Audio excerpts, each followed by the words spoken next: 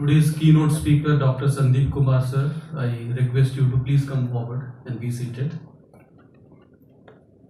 Principal of Government Polytechnic Daman, Balaganesan sir, please come forward. And the coordinator of the FDP, Dr. Ashish Maheshwari sir.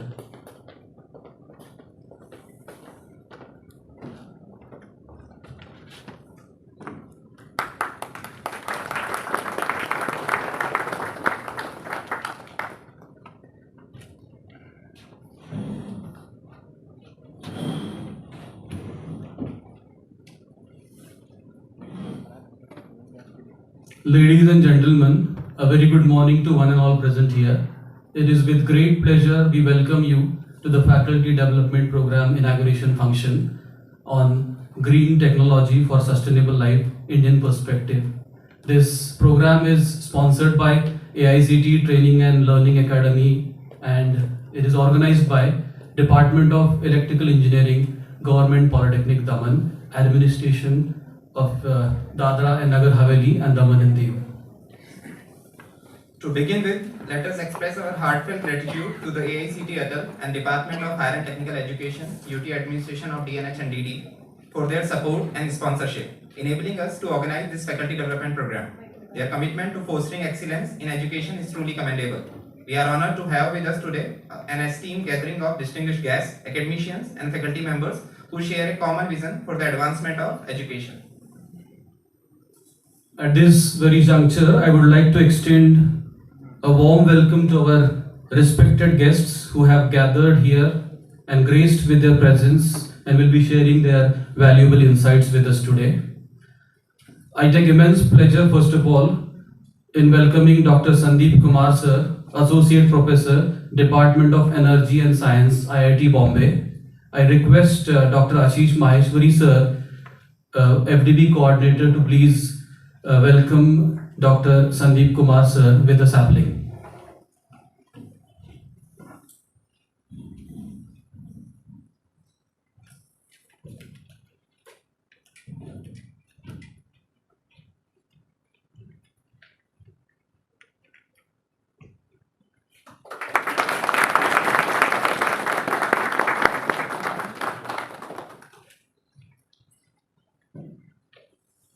Thank you, sir. We are glad to have Sri T. Balaganesan, Principal in Charge, Government Polytechnic Daman. I would like to request Dr. Nirparaj Rai, FDP Co-Coordinator, to welcome him with a sapling.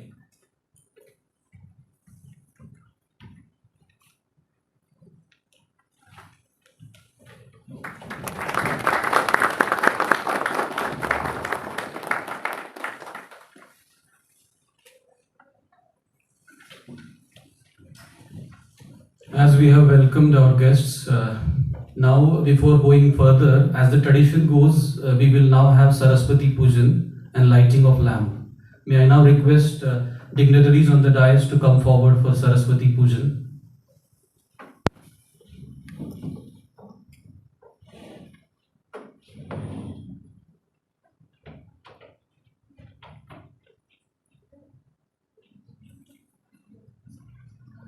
I request HOD Computer Science, Dr. Aruna Govada Madam, and HOD IT Rakesh Bujade sir to please come forward.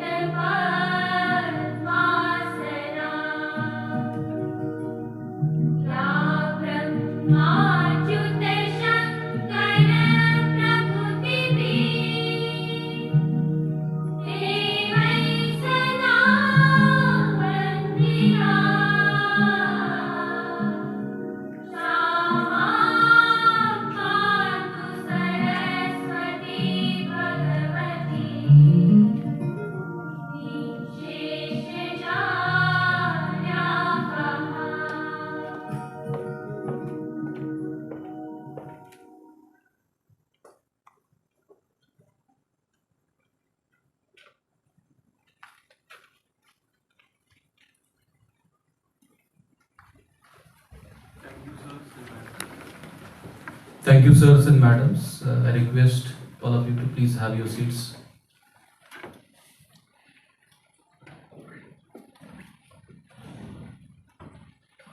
This faculty development program aims to empower the participant faculty members with understanding and expertise in the field of sustainable and environmental friendly models of technology, the latest skills, methodologies and tools in the area of green technology for the betterment of life. It is going to be a platform for collaboration, learning and exchange of ideas that will undoubtedly contribute to the overall growth of our academic community. We will have welcome address now. May I now invite the program coordinator Dr. Ashish Maheshwari sir to deliver the welcome address and provide a brief overview of what we are to expect from this faculty development program. Over to you, sir.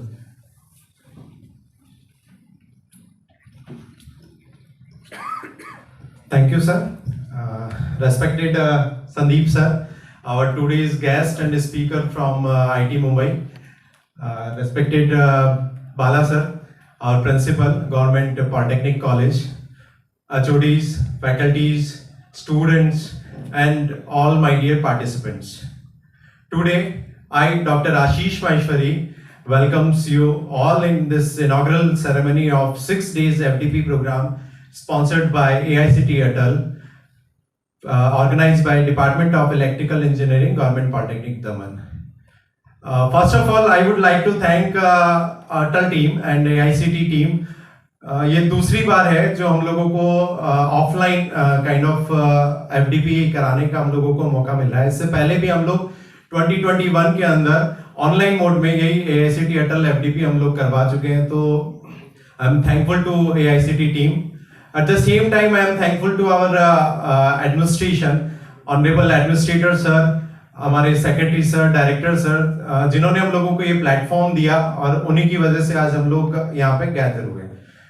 अगर मैं बात करूँ ये जो हमारी FDP है, जो हमारी जर्नी रही फ्रॉम डे 1 से, जब हम लोगों ने एप्लीकेशंस अप्लाई करी थी इसके लिए, तो जर्नी हमारी इतनी आसान नहीं थी.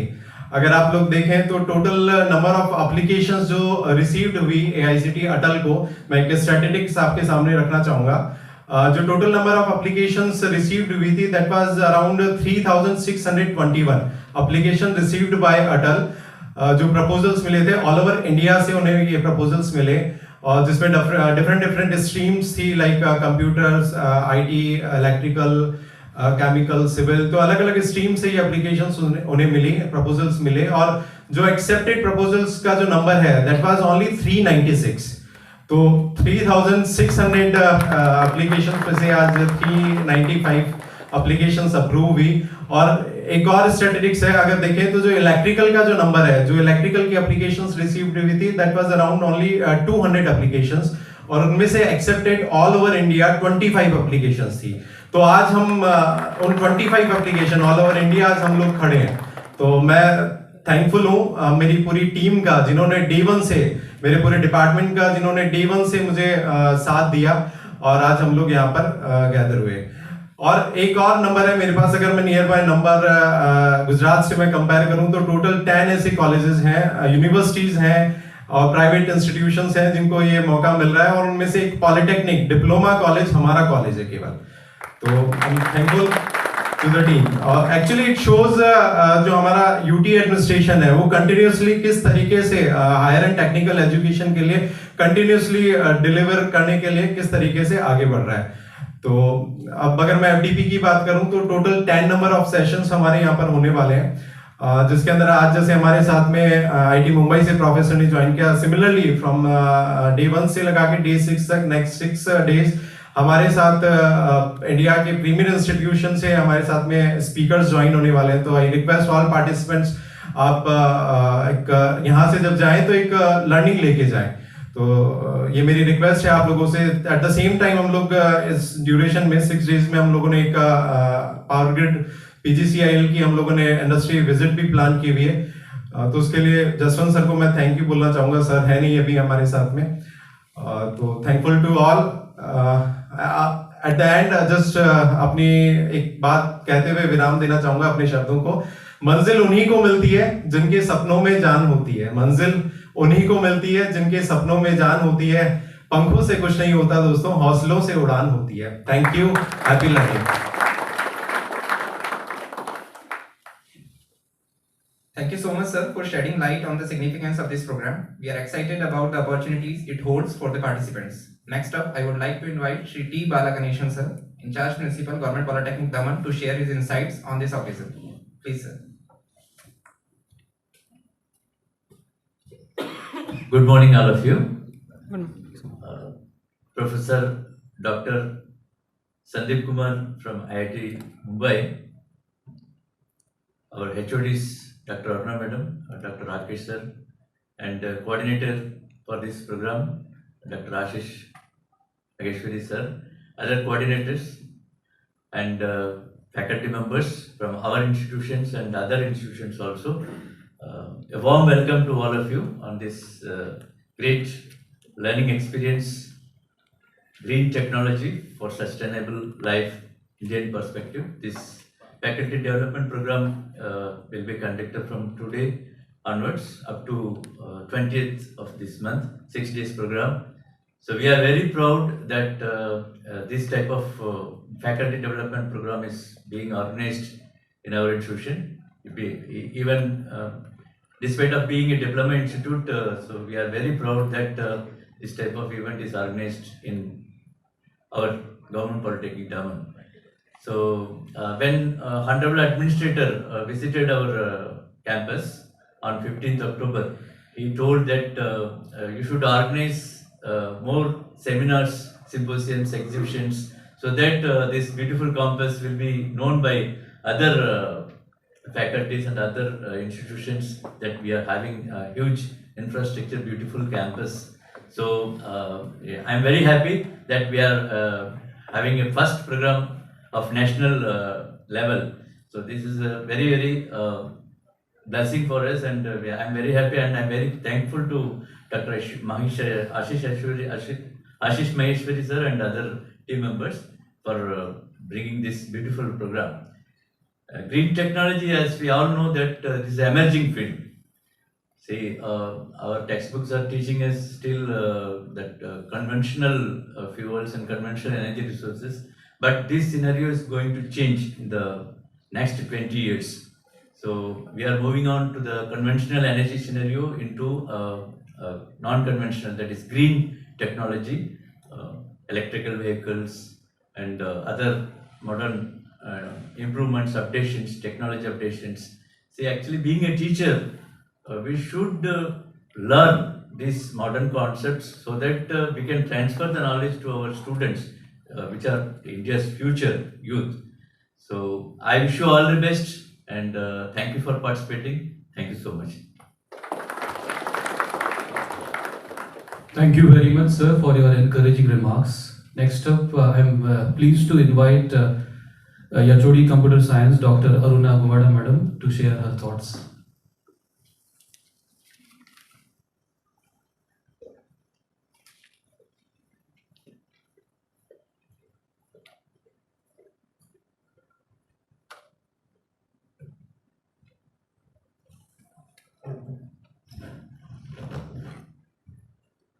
Respected dignitaries on the dais, Dr. Sandeep sir, our college principal Shri T. Balaganeshan, and program coordinator Dr. Ashish Maheshwari, and all faculty, HODs, faculty from other institutions, all the participants who came over here for the learning experience for the next 5 days, and also the faculty of engineering college.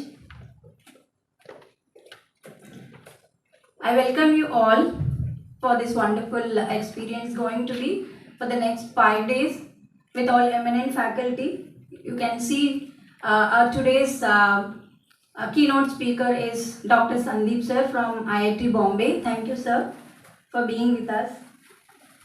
So I will not take much time, so I'll just finish with a small story. So before that, we all know the significance of this green technology, because in the first semester, either for diploma people or for the engineering degree people, we teach a subject called environment and sustainability, right? So in that, we know the differences between the conventional energy sources and then these green technology resources, right?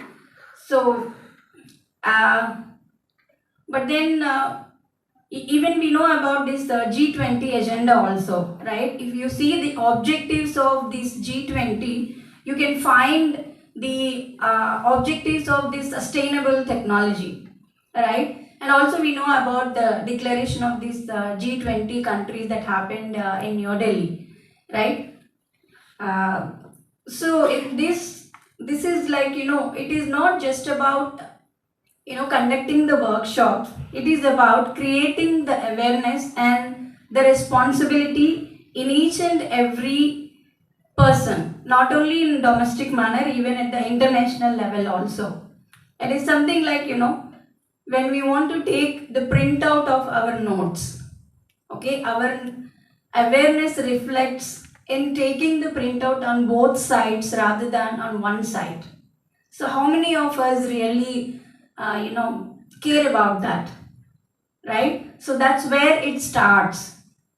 We need to be very attentive and we need to be responsible in each and every act that we are doing it. Otherwise, what happens, I'll tell you, I'll end up with a small story. So a group of people are there, and then there is a resource, like a big pot where people can take the water from that, right? So all these scientists or the wise people in that community will keep filling the water in that pot.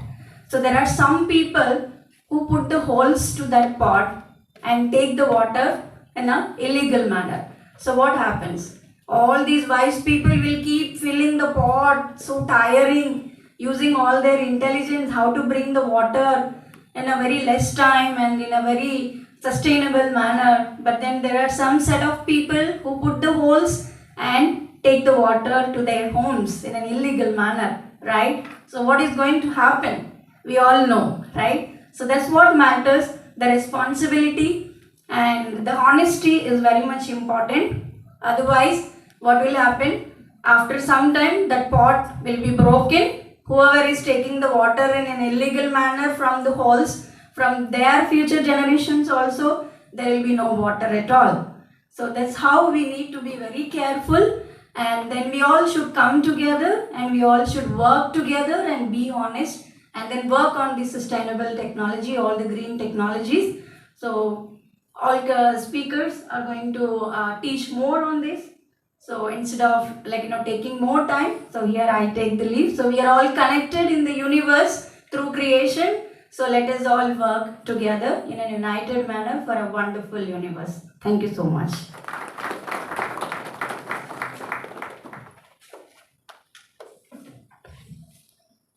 Thank you, ma'am, for sharing your thoughts with us. May I now invite Dr. Sandeep Kumar to deliver the keynote address and share his thoughts on the importance of faculty development programs in today's educational scenario. Please, sir.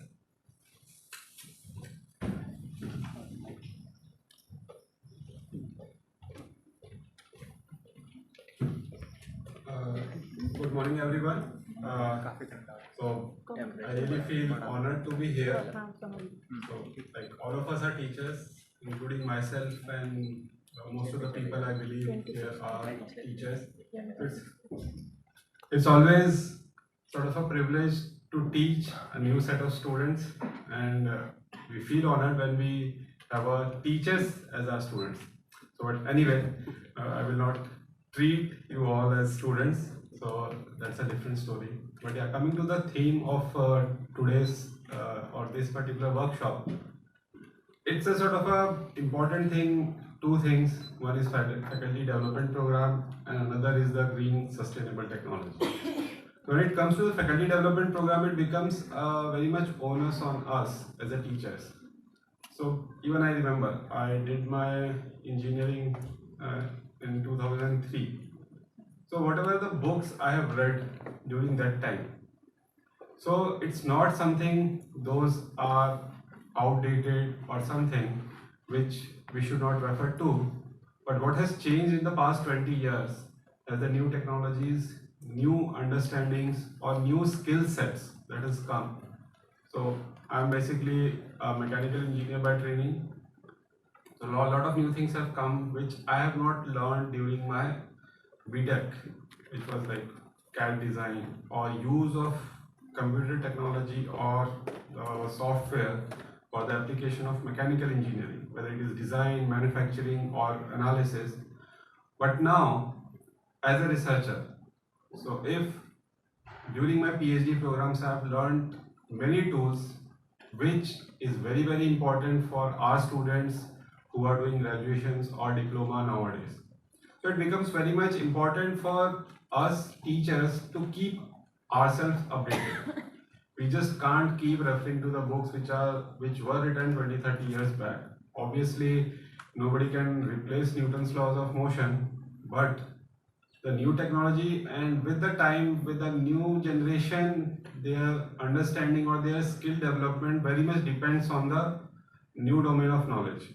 Whether it is with respect to the electrical domain, I believe most of you are from electrical background, and I am not.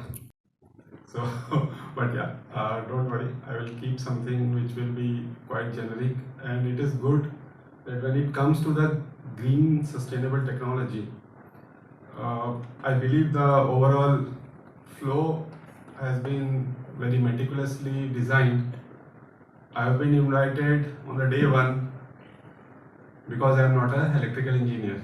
So I will just try to give an overview of different aspects of energy. To start with bioenergy, which is my area of specialization, and in the second session we will discuss about another aspect which is again a new challenge, which is not a solved problem, but it is still a major challenge for everyone, including the electrical engineers, that is about the energy storage.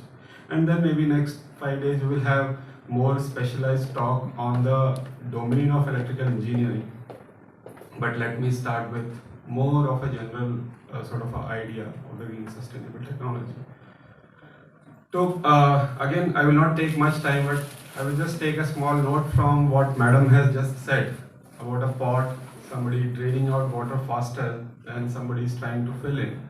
And that is exactly what sustainability is. So sustainability is not only about the sort of energy or electricity or the power or something.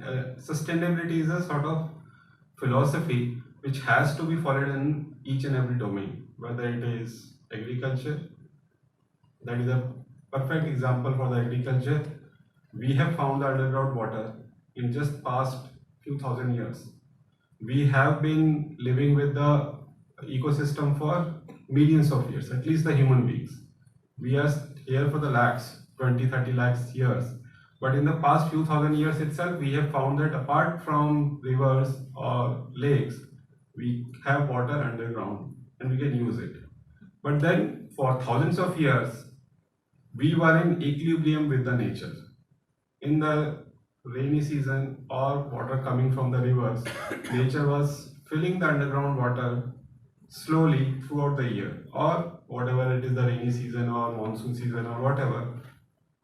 And we were using it throughout the year. And every year, next year, we used to see the water table is still the same. And that is actually the sustainability.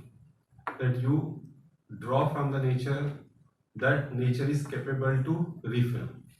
But now we have underground water, vast, we have started exploiting in the agriculture sector. And we are seeing year by year the water level is going down. And it's not only one or two places, across India water level is going down. Means we are not keeping equilibrium with the nature. We are drawing more water than nature is capable to fill in. A perfect example, Punjab, a state of 5 rivers. 5 rivers flowing, and they are perennial. They carry water throughout the years. Still, Punjab is facing shortage of water, especially because of the lot of water abuse because of agriculture sector. But again, it is just one thing. We will focus on today's talk on the energy thing, energy perspective. We'll try to understand what we can do and some of the things of philosophy or the methodology which maybe you as a teacher can take and again can educate our future generation with a new domain of knowledge. So with that, I would like to thank you again, and thanks for the organizers, and sir, I'm really honored to be here. Thank you.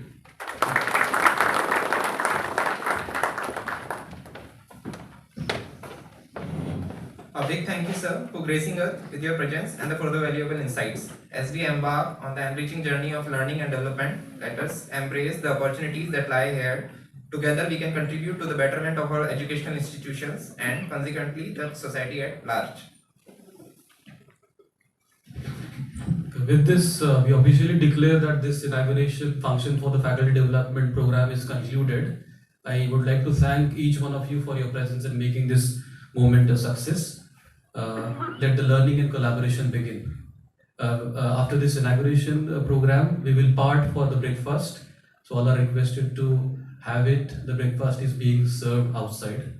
And after the breakfast, we will begin with the first session. Thank you all. The participants who have not done yet their registrations, they can do that during the breakfast session. Thank you all. We can part for the breakfast.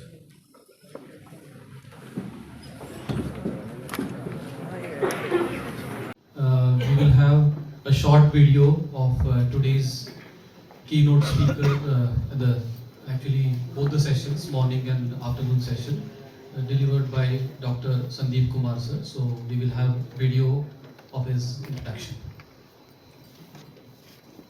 Ladies and gentlemen, good morning.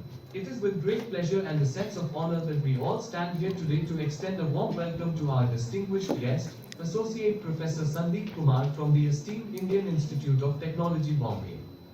Dr. Sandeep Kumar brings with him a wealth of knowledge, experience, and a sterling reputation in the field of renewable energy, solid waste management, and other related topics.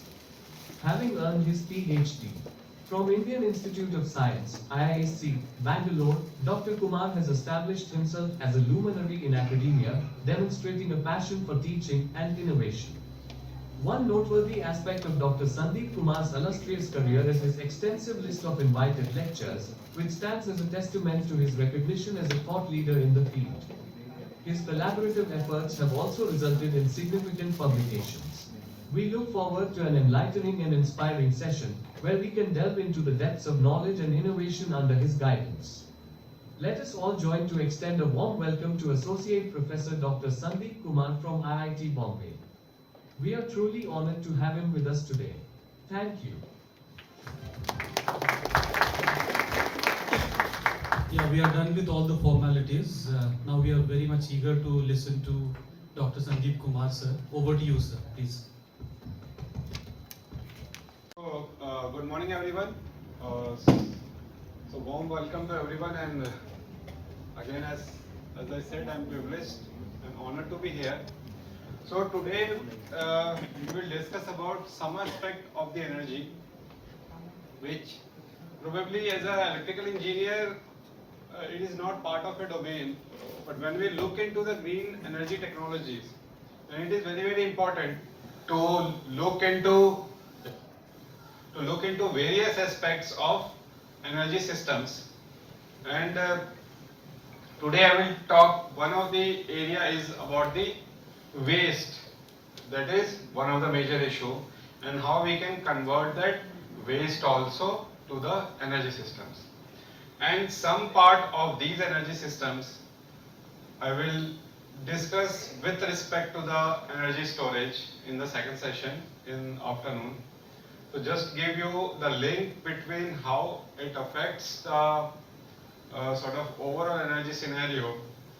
Is all of you might be aware that in the given changing time of power generation, or shifting from conventional power resources to too much or a high amount of renewables getting added into the grid, grid stability itself is a major challenge now. Like a lot of our power systems which don't respond to the demand, like solar photovoltaic, it will produce only that much of power, that is available as a sunlight. So if society has a high demand of electricity, it will not produce.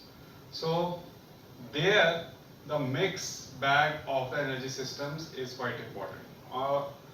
In the second session, we will discuss some aspects of this waste management or waste to energy systems that will may a little bit help you in trying to see different energy systems or sustainable energy systems as a whole, rather than focusing on 1, 2 or 3 major type of renewable energy systems which are dominant or ruling the world now.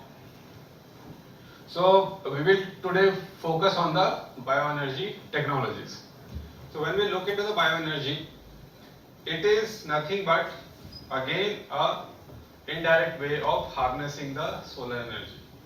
Again, in the second session, we will start with this note that most of the energy that we are getting is actually from the solar energy or indirect way of solar. And when we look into the biomass, it is one of the storage system. So throughout the age or life of a plant, it stores or converts the solar energy to the biomass energy, and that biomass energy can be harnessed later at our demand sort of profile, or whenever we need, we can use that. So whether it is a hydro, whether it is a wind, or whether it is a tidal, all you can link it back to the solar energy. Everything is indirectly coming from solar. So it is another form of the solar energy stored in the chemical bonds. Plant exhibit typically 2 to 6% of radiation to chemical energy efficiency. You can debate, okay, the solar photovoltaic nowadays it is giving us more than 10% of conversion efficiency, but it doesn't store it. Biomass stores also, which you can use it in the night time. So that is one of the things if we look plant or biomass as a energy provider. So typically a calorific value of biomass on a dry basis is typically 14 to 17 megajoule. When we look into potential, and this is only from the agriculture waste or the biomass waste, we are not talking about cutting the trees to get the energy. It has a potential of generating 25 gigawatt of worth of energy. Different route of harnessing energy is typically biological, chemical and thermochemical, that we will just discuss a little bit here. This particular graph is quite special to me. I always keep this graph in my slide for the one major reason. Whenever I say to anyone that, okay, if somebody asks me what is your area of research or your teaching, so I say bioenergy. And whenever I say bioenergy, people always link it to the biogas generation, or conventionally what we also call gobar gas. So this thing, when I explain to everyone, so I always keep this slide that bioenergy is not only the biogas or the gobar gas. We have quite a different aspects, ways of harnessing the bioenergy. And many of us are already aware of many things like bioethanol or biodiesel and combustion. So when we look into biomass, depending on the different conversion way, we can classify it as biological, thermochemical and chemical. When we look into biological, means we are using some bacteria to convert the whatever is chemicals are there in the biomass to the another form of chemicals which are useful to us as a source of energy, like biogas. So here the bacteria will convert the cellulose to methane, and that methane is a good fuel for us for variety of application. Another is bioethanol, where bacteria will convert simple sugars to ethanol, and then ethanol is a good fuel for us, though ethanol has another sort of a use for which DAMAN is quite famous for Gujarati population. So Gujaratis come to Daman for special things, and that can be extracted from this, which is again biological. But yeah, it is not to give, or you can say it is for giving a different kind of energy. But yeah, here we are talking about ethanol as a biofuel for running the engines or giving us the heat or power. So bioethanol nowadays, it is coming in a blend with the petrol. Everywhere you will have 5 to 10% of bioethanol mixed in the petrol that you get. Another one is the chemical one, where you can convert the fat or fatty acids to the biodiesel, and this biodiesel can substitute your petroleum diesel to run the diesel engines. Another way is the thermochemical, and this thermochemical is one of the oldest technology that human civilization have mastered, and that is the combustion. So when we heat or burn a wood, that is actually the thermochemical conversion, means application of a heat to get the energy, and by application of the heat we are generating or creating some sort of a chemical reactions which ultimately gives us the carrier fuel or the heat. So when we burn the wood, we directly get the energy. When we can do gasification or pyrolysis, we get the intermediate fuel, just like biodiesel, biogas or bioethanol, which are intermediate fuel that we can ultimately use to get energy. So producer gas and bio oil are intermediate fuel. So many of the terms would be new to you, but don't worry, we will discuss it in little detail. So when we look into different types of fuel and choices, so different type of biomass can be converted through different ways. It is not something that you have any biomass, you put it in the biogas plant, you will get methane. May not be. For biomethanation or biogas generation, the bacteria, they prefer cellulosic based waste.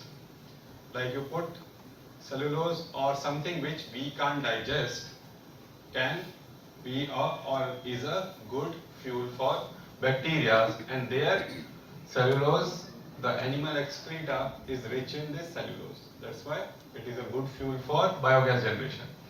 When we look into bioethanol, it is a sugar based. So simple sugars, not complex carbohydrates, but simple sugars are actually the food for those bacteria which can convert it into ethanol. And again, this ethanol production is also one of the oldest process or technology that human beings have mastered, but again for a different reason, not for energy. So for when we look into the biodiesel, in the chemical conversion process, biodiesel, only biomass which has a high fatty acid or the oil content is a good feedstock for the biodiesel production. When we look into the thermochemical way, it is a little bit flexible. Flexible in the sense, we can take any biomass with only a condition, low moisture content. We can burn it. So in simple thing, when we want to burn a wood, we can burn it. We can burn dry leaves which are rich in cellulose or hemicellulose, we can burn it. We can burn a coconut shell, we can easily burn it. We can even burn simple sugars or wheat or rice, we can burn it. It will burn. It will give us directly energy. But when you look into coconut shell you throw it in the open. You just throw it in this Daman beach today, come back after 1 year. The coconut shell will still be there. It is very high in lignin content. You won't find much of a bacteria which can decompose it easily. Only few varieties of fungus can decompose it, and that is also very slow process. So biological process, it has its own limitation. Chemical process, it has a limitation in feedstock. For producing biodiesel, you need oil based, but for combustion, anything which is dry, if it is a wet wood, it's difficult to dry, but if it is dry, we can easily burn it. So that is the flexibility of thermochemical conversion. When we look into the typical composition of a biomass, it won't vary much But typically, structurally, biomass is composed of around 50% cellulose, 25% hemicellulose and 25% lignin. It is a rough figure. When we look into the woody biomass like tree trunks and branches, it will have high amount of lignin. The coconut shell, it has a high amount of lignin, but the fibers of the coconut, that has high amount of cellulose, or the fibers, they are rich in cellulose. So different things will have, but in general, these cellulose, hemicellulose and lignin, they make the bulk of the biomass waste that we see. And rest of the things which we think is the major biomass is actually in a very small quantity, like simple sugars, protein, fat, which we consume as a food, is actually a very small part of the biomass system. So mostly it is cellulose, hemicellulose and lignin. Cellulose and hemicellulose break down easier than lignin thermally as well as bacteria. So lignin is actually a very tough molecule, and there is a sort of a maybe, as for today's lecture, I have a good time, so I will spend maybe 2 minutes on that. It's an interesting history of the lignin. So as we know, in the process of evolution, so plant, first of the form of the life came in the sea. So even the first form of plants, it originated underwater. So but underwater, when the plant grows taller, it doesn't have to support its body weight. It's not a major issue because the buoyancy of the water itself keeps it afloat. So but when the life started moving to the earth, then the plant system started with small grass, small plants and all, because if it wants to grow taller, then it will fall under its own weight. So then few of the sort of grasses or some plants take a different route, like banana. So banana trunk is not hard trunk like we see in the most of the trees. It is not rich in the lignin. It is still made up of cellulose, hemicellulose fibers, which gives it enough strength so that it can grow tall. But the tree, as the process of evolution, if you want to get the sunlight, you have to grow taller, because it's a jungle. You have to compete for the sunlight, so you have to grow tall. So for growing the tall, to support the sort of strength or the weight of the plant, you need something which is hard. And that actually, in the process of evolution, some plant would have gone maybe millions of years ago. They got a wonder chemical which is called the lignin. So lignin is such a thing which gives the hardness and the strength to the plant, and that made the part of the trunk and the branches, and the trees started growing taller and taller. But then again, the evolution not always gives you the solution, it also gives you some problems. So now lignin was having two major applications, or basically one application. Second application came as a bonus, because in the process of evolution some plant variety got the lignin, but another side, animals, bacteria, microbes, nobody got the right genetic code to eat that lignin or digest that lignin. So there was a period where lignin was similar to what we have plastic menace now. So we don't have any bacteria or microbes which can digest plastic. So millions of years back, there were no bacteria who can digest lignin. So what was happening? Trees were growing taller and taller.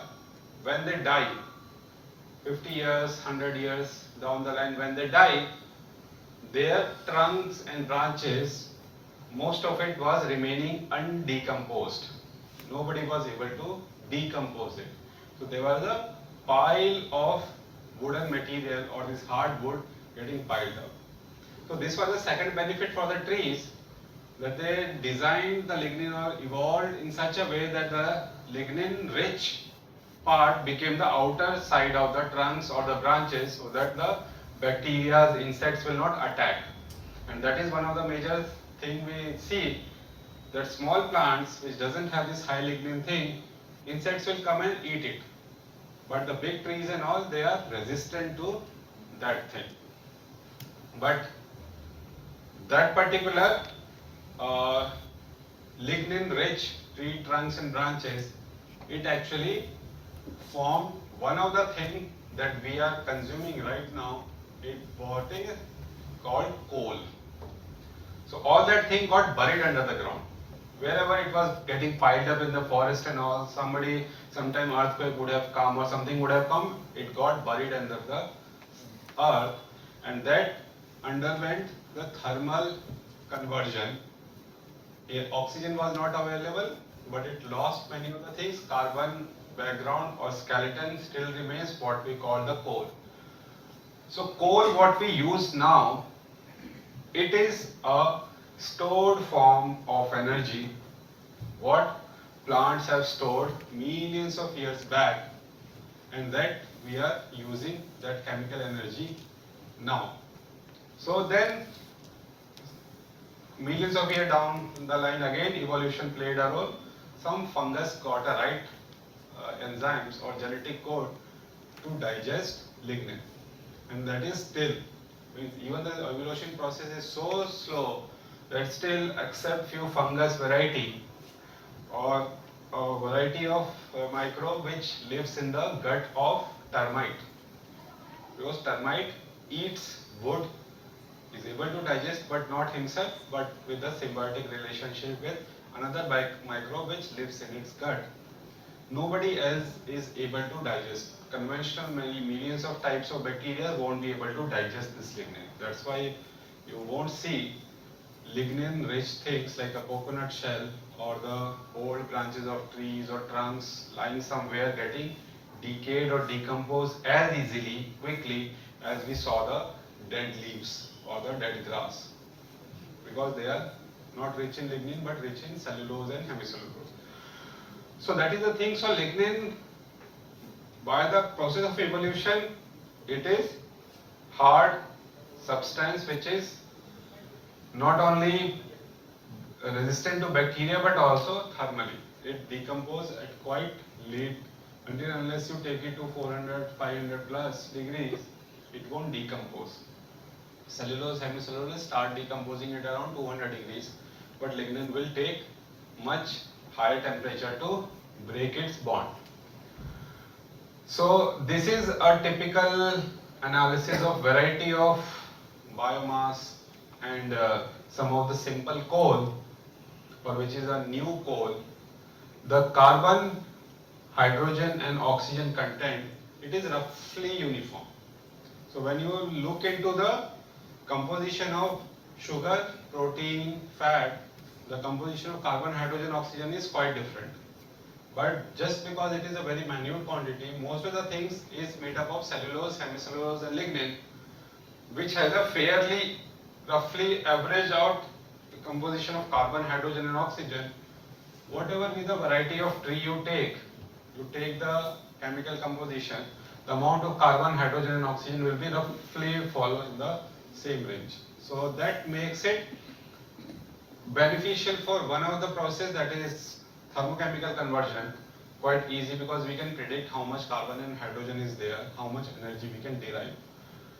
So that's why when I said the calorific value typically varies from 14 to 17 kg on a dry basis, it's quite average, whatever biomass we take. Now, when it comes to the bioenergy or biomass energy and the question of this particular workshop, sustainability, whether it is sustainable or not. So one thing we need to understand, that bioenergy systems are carbon neutral. So what we mean by carbon neutral, so when somebody asks, like when we burn a wood to derive energy, it does emit carbon dioxide, right? So why are we calling it a carbon neutral? So anyone in the audience, just think for 10-15 seconds, and if you get a hint, like if I am converting animal excreta like cow dung to biogas, which is methane, and then burning that methane to derive energy, whether it is heat or power through engines or generating electricity through gensets, is that carbon neutral? Because we are burning methane, emitting carbon dioxide. Is it still carbon neutral?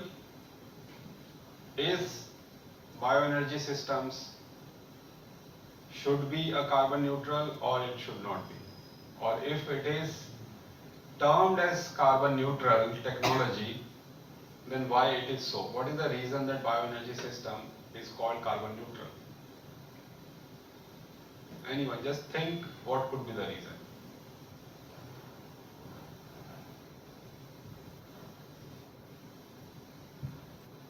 So I think we are taking from the nature and ultimately relieve into the nature.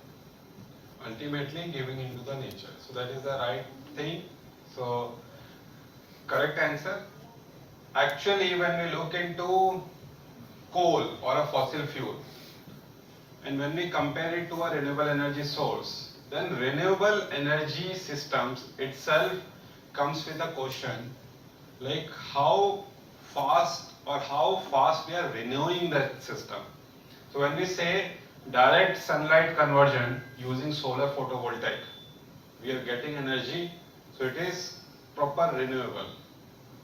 But when it comes to hydro energy, it is not exactly sort of immediate renewable, but it is renewable in the span of one solar cycle. Every solar cycle or 1 year, we will see the repetition of the seasons, we will see the repetition of the rainfall pattern, we will see the repetition of how water is getting coming into the rivers or lakes, and how we can harness it for our generation of hydroelectrics. But when it comes to the biomass, it will be a little more few years of the depending. If it is say a crop, a wheat crop or a paddy crop or any legumes or anything agro product, and we are having some agriculture waste out of it, paddy straw, rice, wheat straw, corn cobs, all these things comes as a grows within 6 months. So if it is like 6 months of a cycle for the renewing that energy, and with that we are also renewing the carbon into it.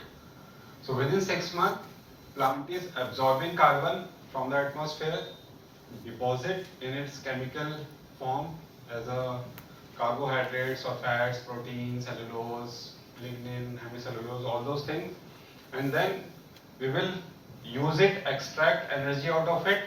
Again, carbon dioxide will go back into the nature, and then again we can repeat that cycle. So that repetition for few plants, it may be few years, but not very long. So that way, these systems which has a short period of renewing itself, we term it as renewable. But when it comes to the petroleum or the coal, which are also, as we discussed, they are also indirect form of solar energy, which was harnessed millions of years back. But is it so fast or so slow in its formation that it's difficult to term or not justified to term it as a renewable, because the way we are using it, we will not be able to regenerate in that short span of time. So that's why it is not called renewable systems. For the bioenergy systems, there comes a catch. If we do the deforestation and then use it, then definitely it will be termed as non-renewable until and unless we regrow those forests But generally when the deforestation happens, we don't grow that much of dense forest.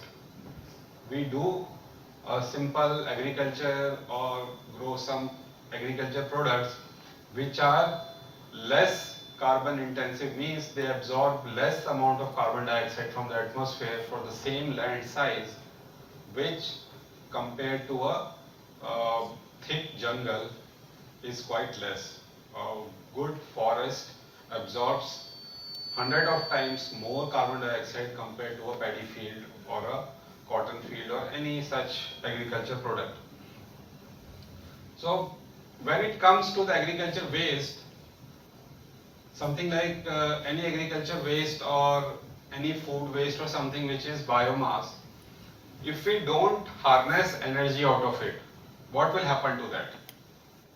Insects will eat it, microbes will eat it, decompose it, and what they will do in that process? They will eat it and release carbon dioxide back into the atmosphere. So whatever carbon dioxide has been captured by the plant is bound to go into the atmosphere back. Doesn't matter, I am not feeding that food to the microbes, but I am feeding to another system which will extract energy out of it and then emit CO2 back into the atmosphere. So that's why the carbon cycle is not disrupted when we look into the agriculture waste. Definitely not the deforestation, but when we look into the waste to energy. So when we look into the waste to energy, whether it is agriculture residue or municipal solid waste or animal excreta, we can safely term it as sustainable and carbon neutral because it will not disrupt any carbon dioxide absorption and release mechanism or intensity anywhere. When it comes to the energy plantation, fast growing crops and algae, it is again a topic of hot debate. Energy plantation in the sense like you are growing food, you grow trees, cut it, use it for the energy sort of use.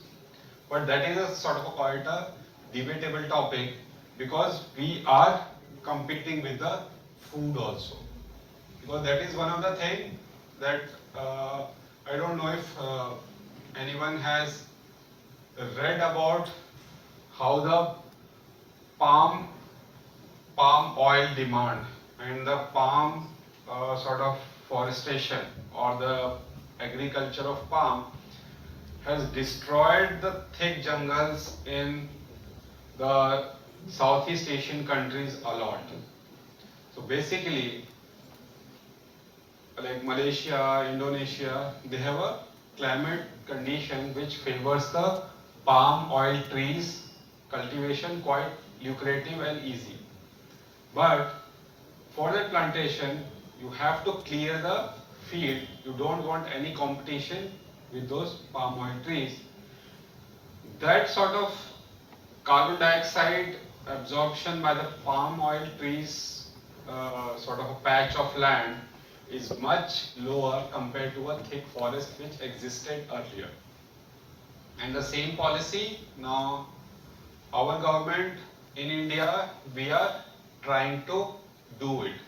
To reduce the import of oil, we are now trying to promote this palm oil cultivation, and the northeastern region also favors or have a similar climate which can support a good growth of palm oil trees.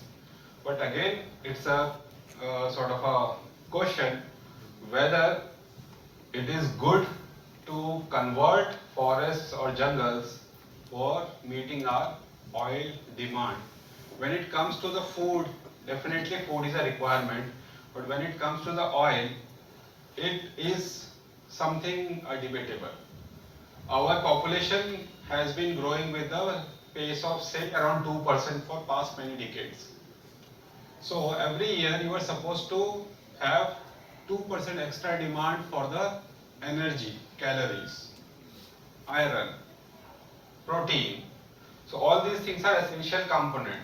But when it comes to oil, sugar, they are not something essential, but they are more related to the lifestyle. So when you have a high income generation in the society, they will demand more sweet. The sale of sweet will increase. So the demand for sugar will increase. But your demand of sugar is not indicator of growth of population, but the lifestyle or maybe income change. When the population demand for the sort of oil or non-vegetarian food items, which gets very much linked to your purchase capacity, it increases, that suggests that it is not actually a demand by the population, but the demand of lifestyle or changing income level. And that has been the big question when it comes to the food. Not all food substitutes or supply is sustainable. People who traditionally have been vegetarian, when they have a high demand of non-vegetarian, because of culture of going to restaurants have increased, because of it has become a fashion or a culture. And when we want to go to hotels, especially those who are non-vegetarians can relate to it. When we go to restaurants, we never sort of order sort of a bangan or bhindi or something. It is always exotic non-vegetarian dishes. Even for vegetarian, we don't go and demand bangan bharta or gobi sabji. It is always something like paneer, items of paneer. It has a sort of a fashion, it has a culture shift, it has a sort of a lifestyle shift. Paneer also comes from the animal.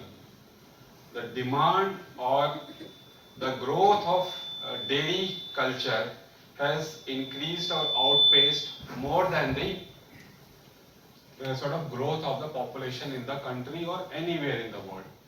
So the dependence on the animals, dependence on the oil, dependence on the sugar, that has created a little bit imbalance. So it comes with a pinch of salt. Whether you see a wheat cultivation or clearing the forest to grow wheat and clearing the forest to grow oil, both are equal, both are not equal. Which one is a need, which one is a sort of a lifestyle demand, not actually a need of a human society.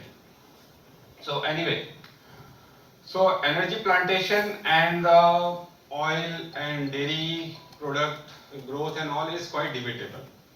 Whether it is actually energy demand or replacing sort of a food with energy, like growing trees or growing jatropha plantation to make biodiesel, or growing sugar cane to produce bioethanol, to run vehicles. Like Brazil is having a vast policy. They grow sugar canes, they clear the Amazon forest, grow sugar canes to feed the vehicles. So they have almost 30% of ethanol mix. So their 30% of ethanol is actually coming from the forest converted sugarcane fields. Same thing, US has a policy for converting corn or the sweet corn to the bioethanol. So those are some of the controversies which definitely, whether it is carbon neutral or it is sustainable, it's still question and a lot of debate is on it. Now coming back to the technologies or the bioenergy, so this is one of the things which I think all of you can relate, because this is the thing which we all studied in our schools, biogas or the gobar gas. Simple thing, we have some bacteria which convert sort of a food waste or the cellulose to methane. Byproduct is carbon dioxide and little bit of hydrogen sulfide, because sulfur is integral part of any biological system. It's literally, it is in our DNA, so we can't get rid of it. So mixture of methane and carbon dioxide is typically called the biogas. Methane or swamp gas produced naturally in the swampy ponds. So this is also one of the things that we get naturally. The natural biogas coming naturally is from this. Calorific value typically 9 to 11 megajoule per meter cube. How it is made? Simple. Biogas is made by fermenting, or which is called the anaerobic digestion. So fermentation or anaerobic digestion means in the absence of air or the oxygen. So we could also all relate with the big biogas domes like this one, where you have these pipelines and this slurry filled with the water or the slurry, where air will not go inside. So this is place where oxygen is not there, or oxygen from the air is not there. Oxygen from the biomass and water will be there, but not from the air.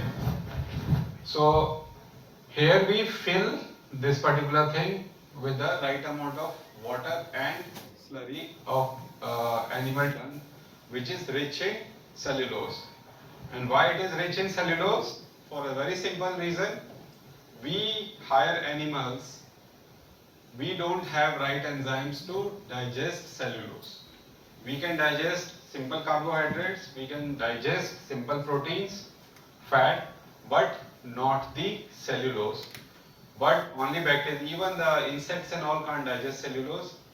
So when animal eats lot of food which is rich in cellulose like grass and all, or leaves, then they will generate bulk of excreta will be rich in cellulose, and that is actually exploited. So body actually filters out the cellulose. You can say body of an animal is a natural machine which cleans the biomass or mix of biomass and gives a concentrated cellulose, and that concentrated cellulose is good for biogas generation. So biogas generation, I will not go into details because I know most of you are from electrical background.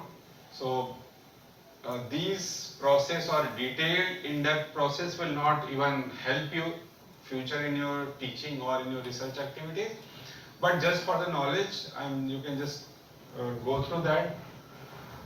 So these are four processes: hydrolysis, acidogenesis, and methanogenesis. These are the major processes. So hydrolysis is a chemical reaction where particulates are solubilized and large polymers converted into simple monomers. Again, I will try to relate it with a very simple phenomena that we all do in our home is cooking. So if I tell you rice is a sort of a staple diet for all of us. All of us eat rice or wheat. But what if you eat rice just in the raw form or kacha chawal? What will happen? Will you be able to digest it? No. When we cook it, what actually we do? So again, cooking is, if you look into the evolution of human beings, cooking or use of fire or heat to make the undigestible food to the digestible food has been one of the milestone in our human civilization evolution. So typically animals, they have to eat kgs of food of our same body weight. They will have to eat kgs of food to meet their energy demand, because they won't be able to digest each and everything what they eat. But when you cook it, you can make it digestible, and there is what is the process called hydrolysis. So hydrolysis is cooking in the presence of water. So when you cook rice with water, and when you get the final product, you will not see a liquid water around it. It has gone into it, and it has gone into rice not just like a moisture that you squeeze out. And like if we have 1 cup of rice, we will put 2 cups of water typically. And if you dry it, try to squeeze out the cooked rice, you won't get that 2 cup of water back. Water has actually gone into the chemical structure, made the chemical bonds with this thing. And what the process is, you have a big sort of a carbohydrate or something like cellulose or complex carbohydrate which is big. Our body enzymes will not be able to digest it or break it. So when we cook it, in the presence of water, we break it. We break the bond, and now after we break the bond, we need to fill the gap. Say we have broken a carbon-carbon bond. So for that carbon-carbon bond, there is one empty valence bond. We need to push something so that it becomes stable chemical compound, and there the hydrogen goes.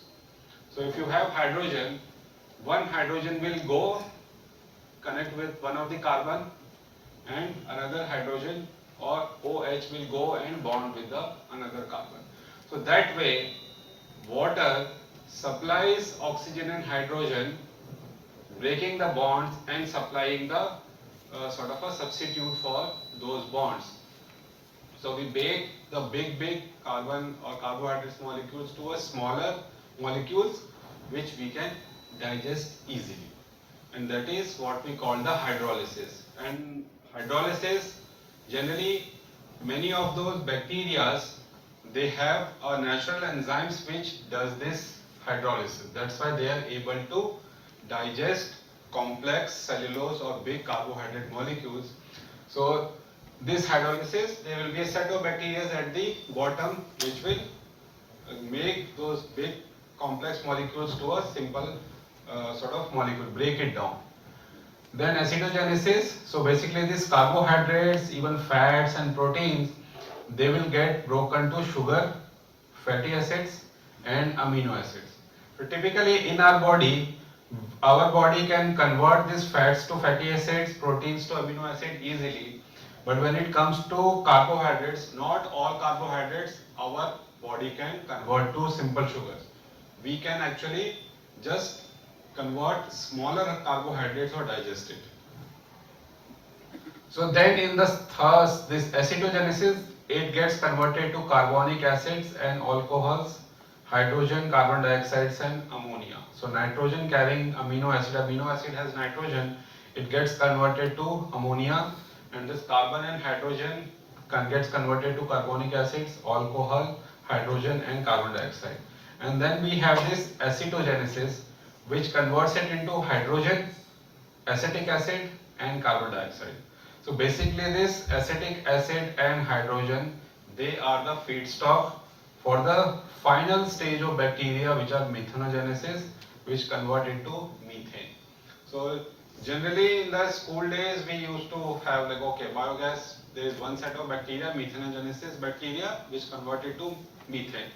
But if we look into detail, it is not just one set of bacteria, but there are 4 different set of bacteria or 4 different categories of bacteria which actually convert the cellulose, or which are very complex, bigger carbohydrates, to finally methane. So this is the process. So for the small scale biogas plants, so in India we had sort of so this is the 2017 data. So we have almost 50 lakh biogas plants installed. So mostly the small scale. Small scale we have this manure mixed with water to create slurry. Slurry put into airtight digester, which goes finally to anaerobic digestion, methane, and it is connected and slurry is removed. So roughly 1 meter cube of biogas is produced from 1 kg dry cattle dung. So this is dry, and typically every animal will have their dung with a different moisture content. So like if we take a cow, it will have almost 80% water. If we take buffalo, it will be having 70 to 80%. If we take horse, it may be just 30 to 40%. So for animal to animal it varies, but a dry 1 kg of dry cow dung will give us roughly 1 meter cube of biogas. And here comes one of the things, that's storage. So this we will also try to see how it is important when we discuss it in the second session, the storage. Only the batteries are not the only energy storage systems, but these are also energy storage systems where you have a dome, you generate the biogas or the methane throughout the day, store it in the dome, use it whenever you need it. So typically if we are using it for cooking application, we will use it just 3 times a day. We will consume it in say 3 hours, but it is getting produced 24/7, and the dome or the this thing upper part is actually storing it. So this is just one of the example of a bigger power plant. So biogas energy systems, mostly we see it as for individual household cooking, but it has been sort of experimented with the sort of a power production also. So this is one of the plant in Ludhiana. In Ludhiana, it is something like industrial area which is catering only to the dairy people. So there is a big area. They have a small sheds and all which are given to the individual who can breed 10, 20 cows and buffaloes. And there at the end this power plant is located, which collects all the animal dung, excreta, and use it, and it is of very big capacity. 1 megawatt of power is continuously produced from it.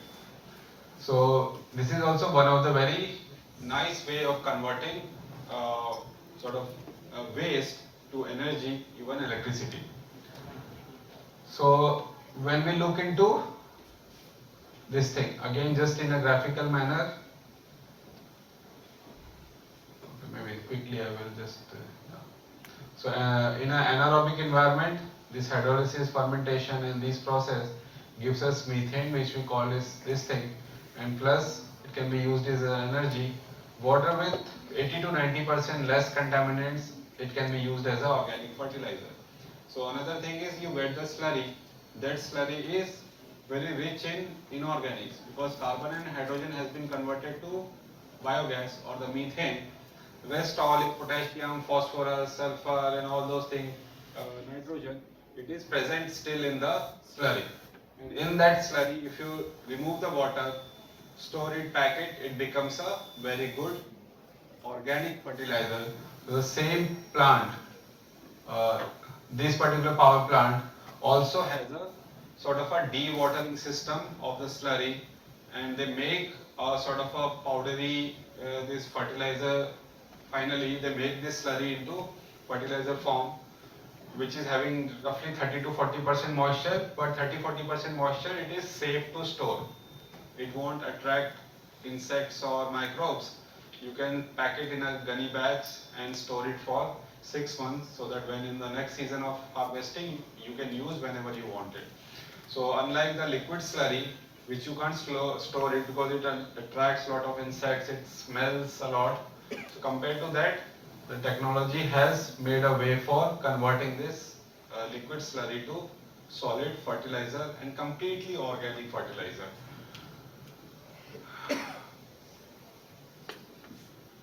So another way of biogas, as we say, swampy, another thing area where a lot of biogas is produced is the landfill sites. So you would have seen a lot of landfills where our city garbage or municipal garbage is dumped. So in those areas, because there is a lot of organic matter inside, and we make a layer over other, so the innermost layer, they don't get oxygen, but still there is a lot of organic material, and the bacteria then start feeding on it, and ultimately they generate methane out of it. So a lot of landfills, and typically now in the world, these landfills are one of the major contributors to the carbon or the greenhouse gas emission, which is methane. Because methane is 170 times more potential greenhouse gas compared to carbon dioxide. So generally it is said that if you have methane getting emitted anywhere, it's better to burn it. Because when you burn it, that one carbon atom in the methane, you can convert it to one carbon atom in carbon dioxide. But that carbon dioxide will have less greenhouse gas effect compared to the methane. So it is always advisable to burn methane even if you are not deriving energy, but better you burn it rather than releasing methane in the atmosphere. So now coming to another thing is the bioethanol. So as we discussed, bioethanol again age-old sort of a technology, a process which human civilization have mastered, but for the beverages, not for energy. So Bioethanol made from fermentation, mostly from carbohydrates produced in sugar or starch, this sweet sorghum, cellulosic biomass, which can be converted to simple sugars by process of hydrolysis. So there is a new plants which takes any waste, do hydrolysis separately, and then after hydrolysis you can convert it to simple sugars, and then bacteria can feed on it. But traditional method have always been simple sugars, and one of the major is from the waste sugar molasses. So typically sugar mills, you would have seen sugar mills, they produce lot of brownish, blackish liquor, and that smells a lot. And that actually is still rich in sugar, and that can easily be converted to bioethanol through the this biological process. So ethanol can be used as a fuel for vehicles in its pure form, but is usually used as a gasoline additive to increase octane and improve vehicle emission. So when we add even a 10 to 20% of ethanol in petrol, our emissions, especially carbon monoxide and unburnt hydrocarbon and soot, black soot emission, it reduces drastically. And one of the benefit with just blending 10 to 20% ethanol, we don't have to make any changes in the existing engine. So typically if you have your vehicle, say 10-year, 15-year-old vehicle, so 15 years, 16 years back, this policy was started in India that converting waste sugarcane molasses from the sugar industries to the bioethanol, and that bioethanol has been being added. So especially initially it came only to the metro cities, then as more and more bioethanol was getting produced, all over India is now getting bioethanol. So if 15 years back your engine was running on 100% petroleum petrol or gasoline, now you are actually running on 90% petrol, 10% bioethanol, but you don't even are aware of that. Your engine runs smoothly. But if you go beyond 20% bioethanol, you will need some changes in your engine and fuel tank. Otherwise, it will give you problems. So that is also one of the reasons that blend is better, because you can reach to each and every customer by blending it. For making 100% bioethanol and selling it, you can target only the new customer who will purchase a new type of a vehicle. So in USA and Brazil, they are mostly going for the energy plantation to convert sugarcane in Brazil to bioethanol, sweet corn in US to bioethanol. In India, traditionally we have been very strict policy that energy should not compete for food. So food versus energy has been in a long debate, but when the policy, I think it came in 2004, 5 or 6, I guess, when target was kept for 10% blend of bioethanol in petrol. But our sugar production and sugarcane waste molasses production is not enough to feed 10% of bioethanol. Our sugar production increase, growth rate is less compared to our petrol sort of a demand growth rate. So even with all sugar mills in India, whatever sugarcane waste molasses they are producing is right now getting converted to bioethanol, but that can't even feed 10%, not more than I think 6% what they can meet. So few years back, I think 2 or 3 years back, government came up with a new policy of converting a sort of a surplus amount of food grain to the bioethanol. Again, it is a sort of a debatable.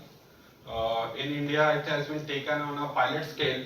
So if whatever the government projects that this is the demand of sugar in India for the next 6 months, and this has been the sugarcane production.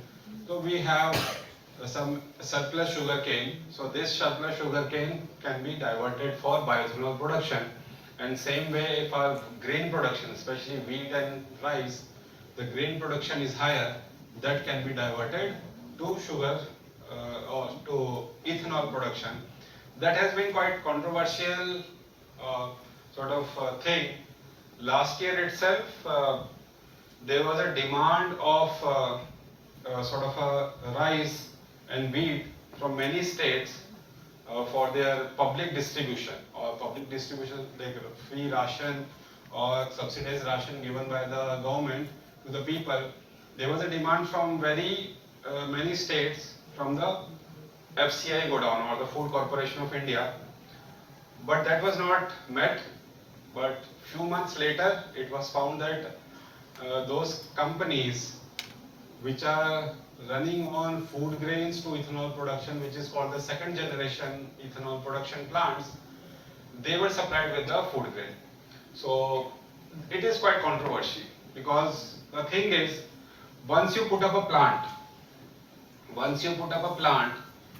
you need to run it 24/7. You need to run it 24/7. So you have a plant which is designed to convert sugarcane waste molasses to ethanol. Now you are an industry person, you are an investor. You know that sugar demand will always be there in the society. So sugar production will always be there.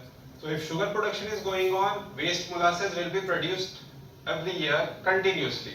So I will always get waste molasses without any issue. There is no competition to it. Nobody uses waste molasses except my plant. So I will be ready to invest, and that investment has happened. All the waste molasses are now getting converted to bioethanol. But now controversy comes when it happens to a food grain. So if now I am an investor, I want to invest in bioethanol plant from the surplus food grains. The first thing comes in my mind, this year there is surplus food grains of say 50 tons. Next year, will that surplus will be available? Next to next year, will it be available? Maybe I will get 10 tons, maybe I will get 20 tons, maybe I will get 50 tons. So there is no guarantee of how much raw material my industry will get. So if that is not ensured, I will not put investment. So if investment has come, if somebody has put up a plant to convert food grains to bioethanol, means somebody would have given him a guarantee that definitely every year you will get this much tons of food grain at your doorstep. And that is actually controversial. So means it is not a policy of diverting surplus food grain, but it is a policy of giving a guaranteed food grain to that particular industry. And that is actually quite controversial. So maybe in few years, until unless we get a sort of a bad season and we don't even get a single thing for diverting food grain to ethanol plant, then we will see how the government or the industry respond to that. But yeah, so typically, yeah, I think this is fine. So this is the for a sort of a typical ethanol plants. If it is a corn plant, whatever the waste and all it comes, it produces, and there is a distillation, just like a petroleum distillation. We distill it, removes the distillation and get the pure ethanol here. And typically for 800 grams of 1 liter of ethanol production produces 800 grams of distillery grains also, and this grains again is a waste from waste to energy plant. So just like your waste slurry is being produced from biogas plant, so this is also produced, because bacteria won't convert each and every sort of carbon molecule to bioethanol, only the sugar waste, and rest all will come out as a waste. So distillery grains has heating value of 6 to 20 megajoule per kg, and that is again used as a source of heat for the hydrolysis process, because when you put the sort of a food grain or even corn plant or some tough cellulose carbohydrates, we need to do hydrolysis, and that hydrolysis is just like a cooking we do in our home. Heat the water. So rather than bacteria doing the hydrolysis, here we do through thermal hydrolysis or cooking process. So there whatever the heat is required, that is met by this available waste grains. So now coming to another technology, that is the thermochemical conversion. As I said, one of the oldest technology that humans have mastered, that is a controlled combustion, and that has changed our human civilization a lot. So what is the new dimension? So this is the earlier things. For the purpose of light and heat, we use oil seeds, agro residue, tree branches, trunks, dry animal dung like dung cakes. But mainly for light and heat, for cooking and lighting purpose. But new dimension has been electricity production. Electricity production by burning, you can run a steam boiler just like you are burning coal to generate steam, and that steam runs the steam turbine, and steam turbine runs the genset to generate electricity. We can do it with the biomass, and this has been the policy in Europe and especially Europe, and quite successful, that whatever the agriculture waste is there, it was being directed to the thermal power plants. Thermal power plants which are running on coal, by policy or by regulation, they have to accept the agriculture waste into their plants. Whatever changes in the design of boiler or fuel feeding system they have to do, all the agriculture waste should go into the coal based thermal power plant. That was co-firing, like coal, 80-90% coal, and rest 10-20% biomass feeding, so that you can convert it into electricity. Similar dedicated thermal power plant based on this, similar to coal thermal power plant, but 100% biomass. So few plants have been installed in Punjab, 4 such plants of 10 to 12 megawatt capacity. Other is a thermal application. Many waste generating industries can use it for heat generation for in-house use. Like sugar industry burns waste bagasse to generate steam. So that is also now a regulation in India. This sugarcane bagasse thing rule came quite long back, around 15 to 20 years back.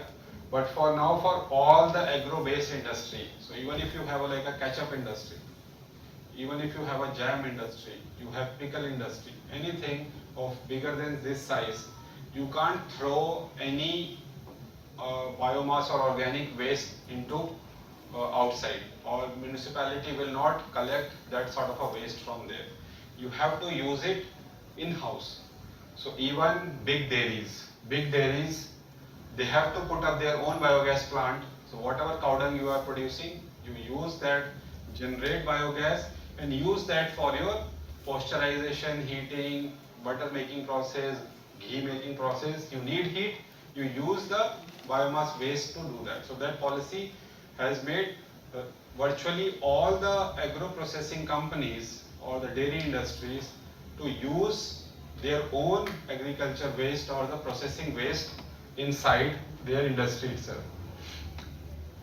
Now, apart from combustion is actually a sort of, you can say, combination of different process. So that we will try to reveal here, we will try to understand. So all of you would have seen this matchstick. Okay. So all of you can relate. You need not be mechanical or chemical engineer. Just try to see that you have this red dot, this one. This is something burning. You can see that the hot simmering charcoal in the wooden stove. And this is a flame. This is a flame. So this flame and this red hot burning charcoal, where do you see any difference? Both are combustion oxidation process. Fuel is reacting with oxygen to give you heat and light. Do you see any difference in these two type of combustion or oxidation process? What is the difference that you see? Anyone, please. Availability of oxygen. Availability of oxygen, where? Both the places. For this flame it has oxygen availability, here also it has oxygen availability. In the red hot it is plenty available. Huh? At the red hot it is plenty available. It is plenty available, and here it is, but outside you have oxygen. Yeah, outside it is available. But inside, what exactly is here inside? Likely that is, so this is the heat. that you don't have anything outside this matchstick zone, but here you have a flame which is outside this matchstick. So what is this flame made up of? Gases. Where these gases are coming from? So this is what the heat does. So here it is a pyrolysis. So this process is pyrolysis. So whenever you see a burning wood, so this pyrolysis is the first step. So typically all the biomass are organic carbohydrates or oxygenated carbohydrates molecule. They will have carbon hydrogen bond, carbon carbon bond, hydrogen oxygen bond, or carbon oxygen bond. These sort of bonds will be there. At some temperature these bonds will break down. Okay, so these bonds will break down. So these are basically, the process is called pyrolysis, or breaking down by heat or by temperature or by thermal energy or the heat energy of the organic molecules is termed as pyrolysis. So when we supply heat, this biomass gives off vapor which is combustible gases that we can see burning here. And you can see that those volatiles, or typically we call it volatile, the combustible gases are called volatiles. So these volatiles or combustible gases are coming out and leaving behind this blackish thing, and this blackish thing is charcoal. So typically 70 to 80% of the biomass weight, or by weight 70 to 80% will be converted to this vapor, and rest 20 to 30% will be converted to this biochar. And this biochar is where you can see this one. So this blackish thing which is under formation, your virgin biomass is getting broken down. The lower molecular weight escapes as gas. The solid thing remains behind. That solid thing is the charcoal. And when it comes out of this way, it is still undergoing combustion or oxidation. So here the volatile burns.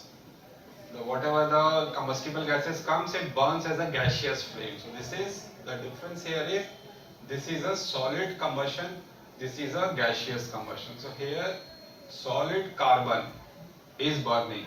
Carbon is in the solid form, oxygen has to come from somewhere, sit over it, react it, and that carbon dioxide, which is gas, will then escape. But the combustion zone will not move anywhere because carbon here is solid, sitting there. But here the combustible gases are hot, they try to escape out in the top, and oxygen is there, and if ignition temperature is there, it will burn. So this complete zone is burning because gases have come out of the solid biomass. So here, so pyrolysis is one of the way where we can get the combustible gases, use it as a source of energy, and this charcoal again we can use it as a source of energy, or we can use it as a sort of organic soil enhancer. So when we add it back to the soil, it enhances its organic fertilizer capacity, or it is very a good fertilizer. So organic chemistry, typically when we heat it, it gets broken down into many sort of molecules. And when we heat it, it is simple glucose. It is simple glucose. When we heat it, we get mixture. And this is not single compound, but mixture of it. Also we get H2O. We call it water of pyrolysis. We get some gaseous thing, methane, carbon monoxide, CO2, and leftover charcoal, which is solid carbon. So here, this is liquid bio oil, which gets condensed as a liquid when we cool it down. When we cool it down, this liquid bio oil is then stored and used as a fuel for future use. And these combustible gases can be burned to supply the heat for pyrolysis. So this can, some of the gases can go and heat it again, and liquid thing can be condensed. And this biochar can be used as a fuel or can be used as a sort of a organic fertilizer or soil enhancer, or it has one more use as a use for your water filtration. So you get this charcoal activated carbon. The first water filter, if anyone has seen or you have water filter at your home, you will see a candle sort of a thing, a cylindrical thing, which has a sort of a black carbon sort of a filter. So this carbon filter mostly comes from this charcoal. This charcoal you activate it further. So activation is another process, but this is the first raw material that you get for making those water purifiers. So after this pyrolysis or this combustion process, there is in between another process which we can use is called the gasification. So now here this carbon or this charcoal is now as sort of available for combustion because it has exposure to oxygen, so it is burning, right? But what if we don't let it burn? If we don't let it burn, what we can do is this volatile combustion is producing carbon dioxide and H2O. Okay, so this is combustion is happening, oxidation is happening, it will produce carbon dioxide and H2O. If we make in contact with this charcoal or this charcoal with this H2O and CO2, then we can actually use this carbon to reduce CO2 and H2O to give us combustible fuel gas, that is carbon monoxide and hydrogen. So this solid carbon or solid carbon charcoal can also get converted to gaseous fuel which we can use, and that is called the gasification. In the gasification, we don't waste this charcoal but use it. So here, typical thing. So first we dry, H2O comes out. When we raise the temperature to more than 200 degrees, this pyrolysis starts. This pyrolysis will produce charcoal and tar. So this tar is again that gaseous thing, volatiles. This charcoal, now we supply part of air, not high amount of air, part of air, so that this tarry gas, only volatiles gets burned and produce H2O and CO2. And this H2O and CO2 is again passed over this hot charcoal. This hot charcoal, which is having high temperature, but it doesn't have oxygen availability, but what it has availability of CO2 and H2O, and this CO2 and H2O then gets reduced by this carbon and it produces hydrogen and carbon monoxide, which is now a fuel. So in the second session, we will also look into a detail how this process can be used for the hydrogen production also, which is again like a chemical carrier or for the storage. So these process makes the four process completely as a gasification. So gasification in simple word, it is conversion of solid fuel to gaseous fuel. And in the pyrolysis process we saw, we get this combustible gases but in little bit amount. And we get this leftover biochar. We don't have any use for energy, but in gasification we can use this charcoal also and convert it into gas. So we get typically the gas comes out as a 20% around hydrogen, 20% as around carbon monoxide, around 1 to 2% of methane, which are actually a fuel, and rest as carbon dioxide and nitrogen, because when we use air, so nitrogen will be there, which doesn't participate in any reaction but just comes out as it is. But this hydrogen, carbon monoxide and methane makes the bulk of our sort of energy carriers or the fuel. So maybe this we will not go in details. Just again to give a brief history. Where does this gasification process comes from? So actually gasification is not a new sort of a process. It was sort of got standardized during the Second World War. So what happened during the Second World War, the German forces, they have almost captured whole of the Europe. But one of the driver for the military is the fuel that was running their military vehicles, their tanks. So their jeeps, their tanks and all were powered by the petrol and diesel. So then the US, UK and their allied forces made a sort of a plan that Europe doesn't have much of the petroleum fields. Europe has a lot of coal deposits, but they don't have liquid petroleum fields. It was imported mostly from the Middle East or from the Russia. But later they made a sort of a fight with Russia also. So they cut off, the US and UK and allied forces, they cut off the supply of liquid petroleum fuel to the Europe. So whole Europe was having very scarce supply of liquid fuel, and then the Hitler made a decision that liquid fuel will not be available for the civilian application, only for the military. But still that was not sufficient. So that time there were two scientists, two German scientists, Fischer and Tropsch.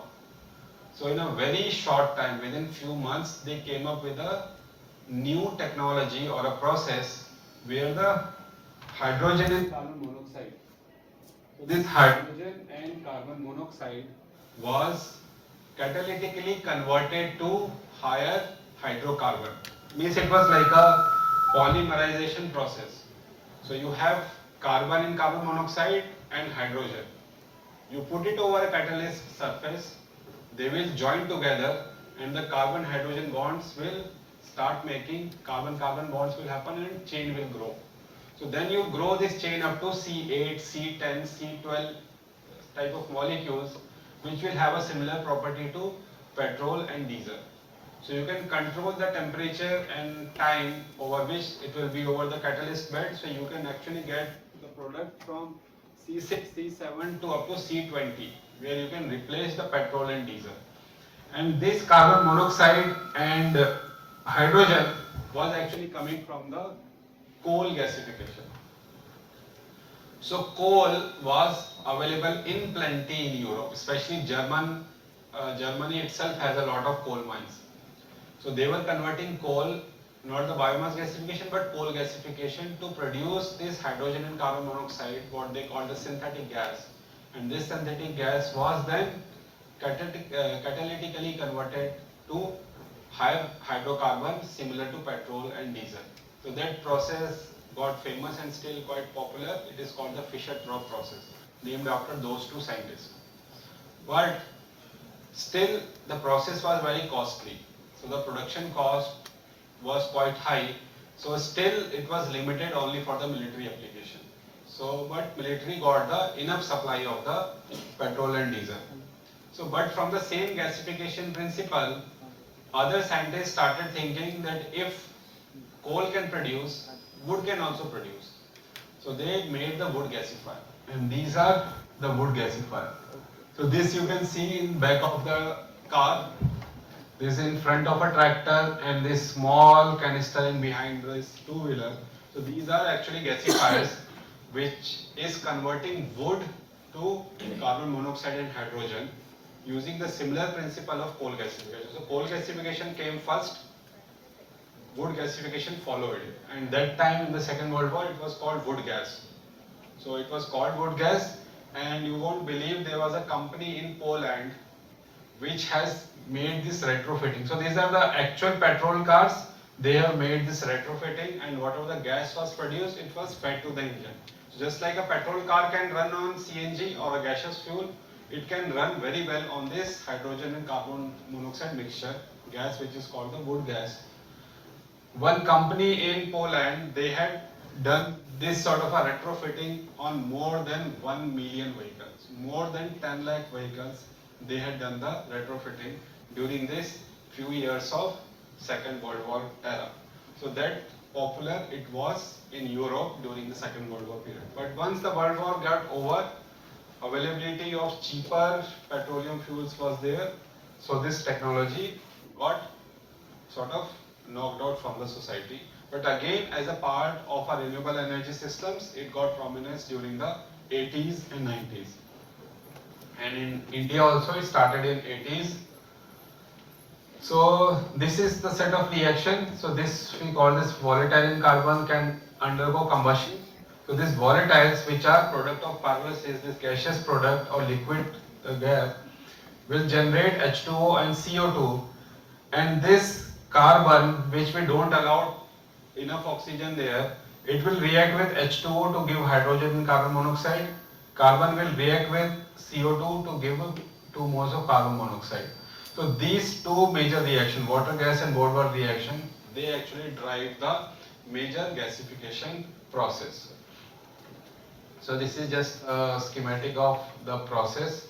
We have this biomass fed from the top, then there is a temperature gradient. This combustion zone where the volatile is undergoing combustion consumes all the oxygen.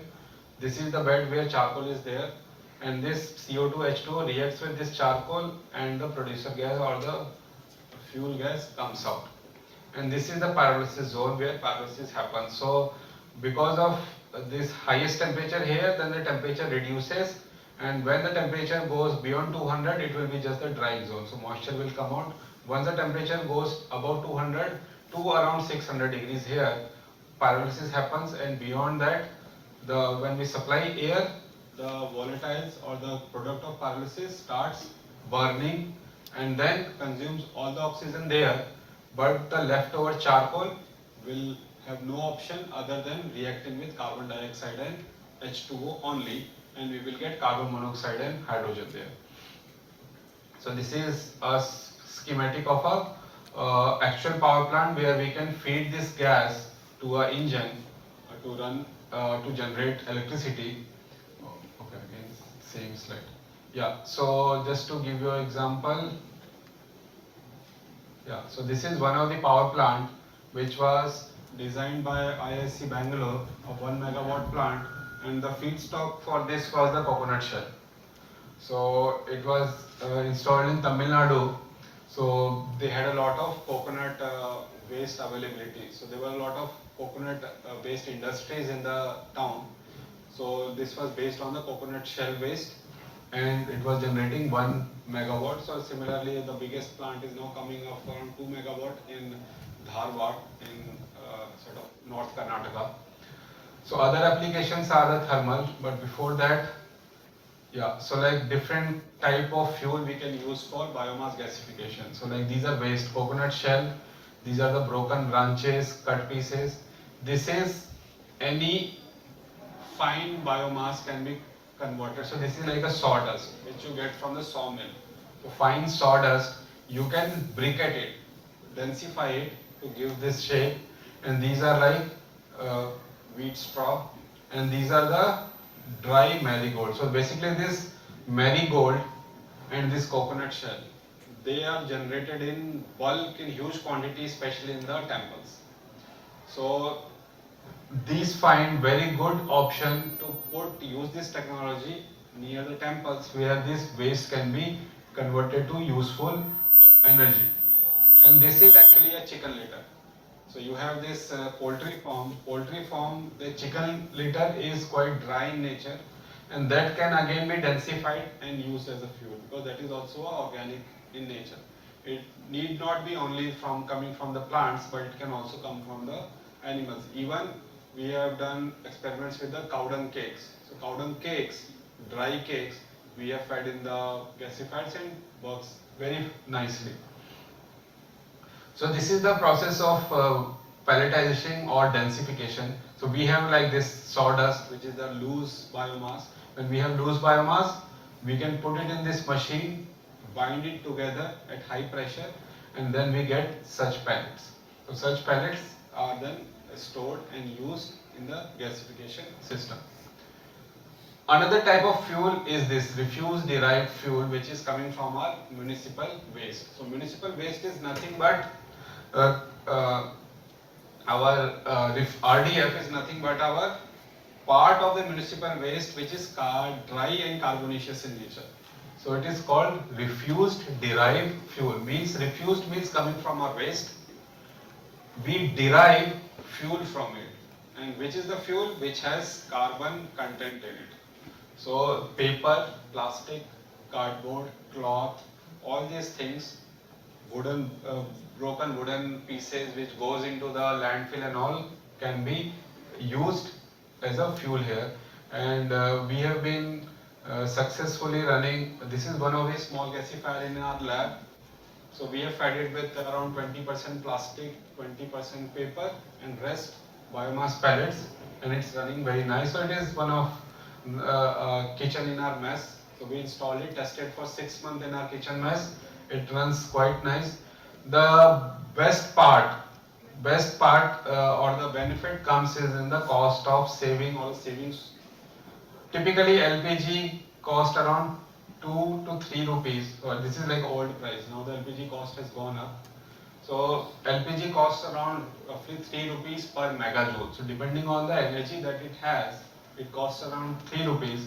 And if we purchase the biomass which is available in the market, so all these briquetting companies, so these pellets making companies which takes agriculture waste from different sources, makes these pellets and market it, it is typically available in the market in the range of 10 to 12 rupees a kg. And given the energy content, we get it less than a rupee. So there is a significant saving when we look into the energy cost. So energy cost, it saves a lot, and this is one of the images from the community kitchen. So this is one of the projects that we have installed in sort of a ashram school in Maharashtra, and similar 4 more installation is under process through a donation project from Tata's. So it is a school with around 400 students, residential school, basically a tribal school. And there they connect, we have made a sort of a self-help group in the village who collect the waste, and we have put a pelletization machine. They collect the waste, make those pellets, sell it to this ashram school at very nominal cost, 6 to 7 rupees, still make profit. It is like a local ecosystem. You generate whatever the waste you are generating in a local ecosystem. It is in the part of around 5 villages, cluster of 5 villages, and a school situated there, and they consume all the waste in their kitchen. So they have been saving significantly in terms of LPG cost. And this is one of the things that we do in our institute in IIT campus, like mix of this plastic and this garden waste. So this garden waste is nothing but, like even this particular campus or any college campus where you are from, typically colleges are big campus. We have a lot of greenery, lot of garden, big trees, this and that, and it sheds a lot of dead leaves, dead branches, and that is technically called the garden waste. In our campus is roughly 550 acres. We collect generally on an average 700 tons per year. On an average 2 tons of this garden waste every year. And if we leave some of the soil and sand and all leave around, still we collect around 1.5 tons of green organic waste on a daily basis, on an average. And that we have a sort of a machine which removes the soil and sand and grit, and then we shred it finely and then put it in the pelletizing machine. And then this is plastic waste that also we shred. So 2 of our students are working on this project, plastic and biomass co-pelletization. So with this thing, 20% plastic mixed with 80% of this shredded biomass, pelletized together. This is the mixed plastic, and this we have tested runs very beautifully in these gasifiers. So a very nice technology to convert your waste, different waste, municipal waste as well as this thing. So we have tested with the paper also, and now we are coming up with a sort of a 600 kgs per day plant in Agriculture University in Rauri. It's in the Aurangabad in North Maharashtra. So there we have got a project from Maharashtra Energy Development Authority. So 600 kgs we will use the agriculture waste which is in their campus. So this Agriculture University is a huge campus. They do a lot of experiments on the new crops and all, and also generate a lot of waste out of it. And they also generate a lot of paper, plastic, cardboard or packaging waste. And that together we will consume in this thing to generate electricity and also the hydrogen. So the hydrogen part I will come in the second session in the afternoon. So this is a nice technology. Another thing which has this technology has a capability is using and disposing sanitary napkin, which is technically a medical waste. It is technically a medical waste, but it is generated at homes. Doesn't go as a medical waste for the incineration. Typically, small towns doesn't have this incineration facility, and also even hospitals generally they burn or dump it somewhere, the medical waste. Big cities like Mumbai, it has incinerator where all the hospitals, small dispensaries, they have to give their medical waste to somebody who comes for the collection, and that is disposed in those incineration, which is burning all the medical waste. As per the safety norms, it should be burned completely. But when it comes to the sanitary napkins, it doesn't get collected in the medical waste trucks, but it gets collected in the municipal waste as a mixed waste in the municipal waste trucks. And this particular thing, as a project we have started in our campus. So we have tested with the sanitary napkin with around 4 to 5%. This is 4% old data now, with 5% we have been doing. So like 5% sanitary napkin which has like 95% watery type blood. So blood is mostly water, and with 95% moisture we have been able to burn it with this co-pellets or this mixed pellets with that, and handling or tackling here itself. So we are putting up a sort of a similar system in one of our girls' hostel for cooking application. So we are designing that we have one plant which will be doing the pelletization of all the garden waste that is generated in our campus. We have given a contract to a company who will come in our campus, do the pelletization. Part we will keep it in our campus for the mess, and rest company will sell it in the outside. So in the outside they will sell it at around 10-11 rupees. Inside we will get it at 5 rupees, because we are giving free land, free everything to them to operate. And then we are putting this type of a gasifier in girls hostel, and here it will be a little bigger capacity. We will not be in the direct cooking but a steam based cooking. So there will be a steam generator outside, steam will be doing the cooking, but in the gasifier we will also feed the sanitary napkins. So as per our data collection and all, in the girls hostel, typically 2 to 3% of the weight percentage will come from the sanitary napkin, rest will the biomass pellets and local waste. So it is like a sort of a showcasing system or technology where we can manage different type of a waste of a local ecosystem there itself. So whether it is a college campus or it's a sort of a urban area or a village area, because typically the major issues are in the villages where the plastic has reached there, packaging has gone there, sanitary napkin use has increased there, but there is no municipal body to collect all this waste and manage it. So now in India we have more than 6 lakh villages. Everything is being sort of littered around. So in villages we just see that plastic, paper, packaging waste, glass, everything is just scattered everywhere. There is no sort of a proper management of sanitary waste, and sanitary napkins also gets scattered here and there, which is not good for the health because it is actually a medical waste.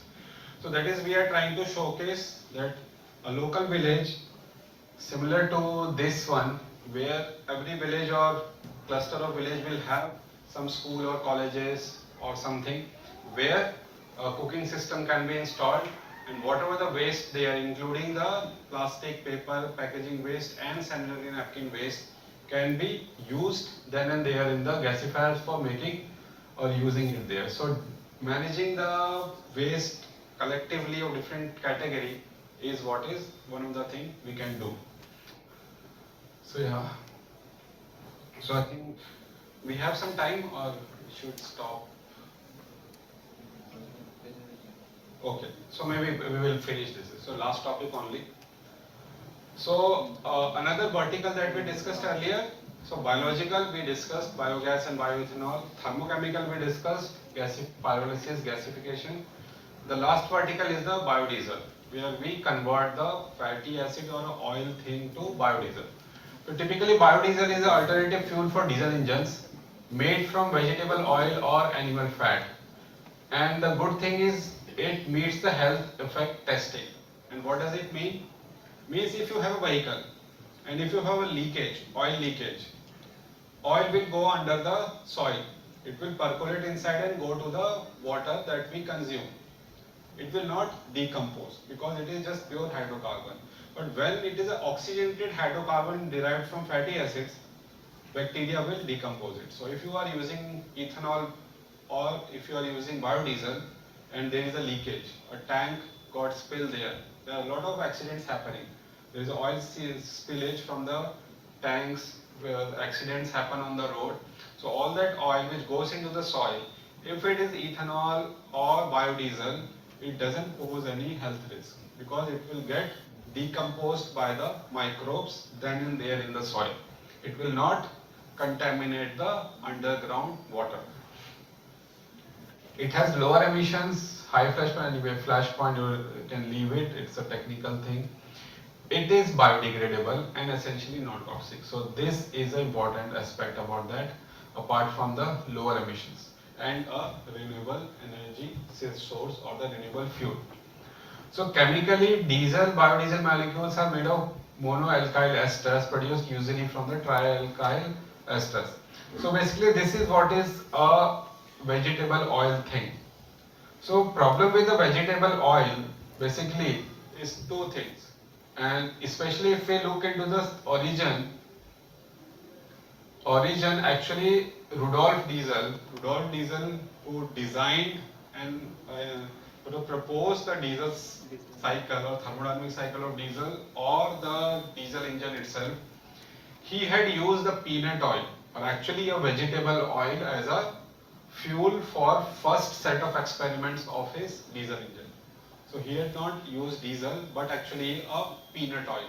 But later diesel, which was one of the refined product of the petroleum distillery, was then found very useful, cheap, widely available.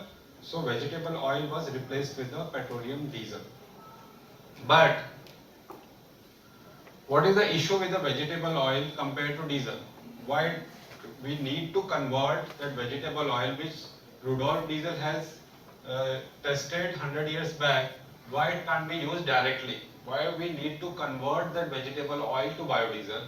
There are two things. With the progression of diesel engines, design and all, and emission norms, peanut oil still we can feed it in our engines, it will run, but it will produce lot of black smoke. It will not be that good efficient fuel for thing. For two reasons. One is fatty acids are acidic in nature. So though they are very mildly acidic, but they are acidic in nature, they have acidity. So when we put it in our metal tank, it corrodes it. So it causes corrosion. So that is one of the things that we need to get rid of, that acidity. Petroleum diesel doesn't have acidity because basically if you have only carbon hydrogen bonds, it is having not acidity or basicity. But when we have this oxygenated groups like alcohol, OH, or here in the fatty acid COOH groups, they gives a sort of an acidic pH number to it. So that's why we have to get rid of this acidity, first thing, so that we can store it in the tank without any issues. Second thing is, these are big molecules. So our vegetable oils are big molecules, they are more viscous. So when we use the diesel, we need to make a fine spray and spray liquid fuel in the cylinder. So smaller the fuel droplets, better it will burn. If we put peanut oil, its viscosity is high, so it will not drop or break into very small droplets.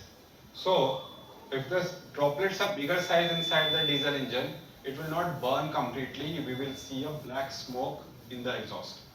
So we need to reduce its viscosity, and viscosity is reduced by breaking this bigger molecule into smaller molecules.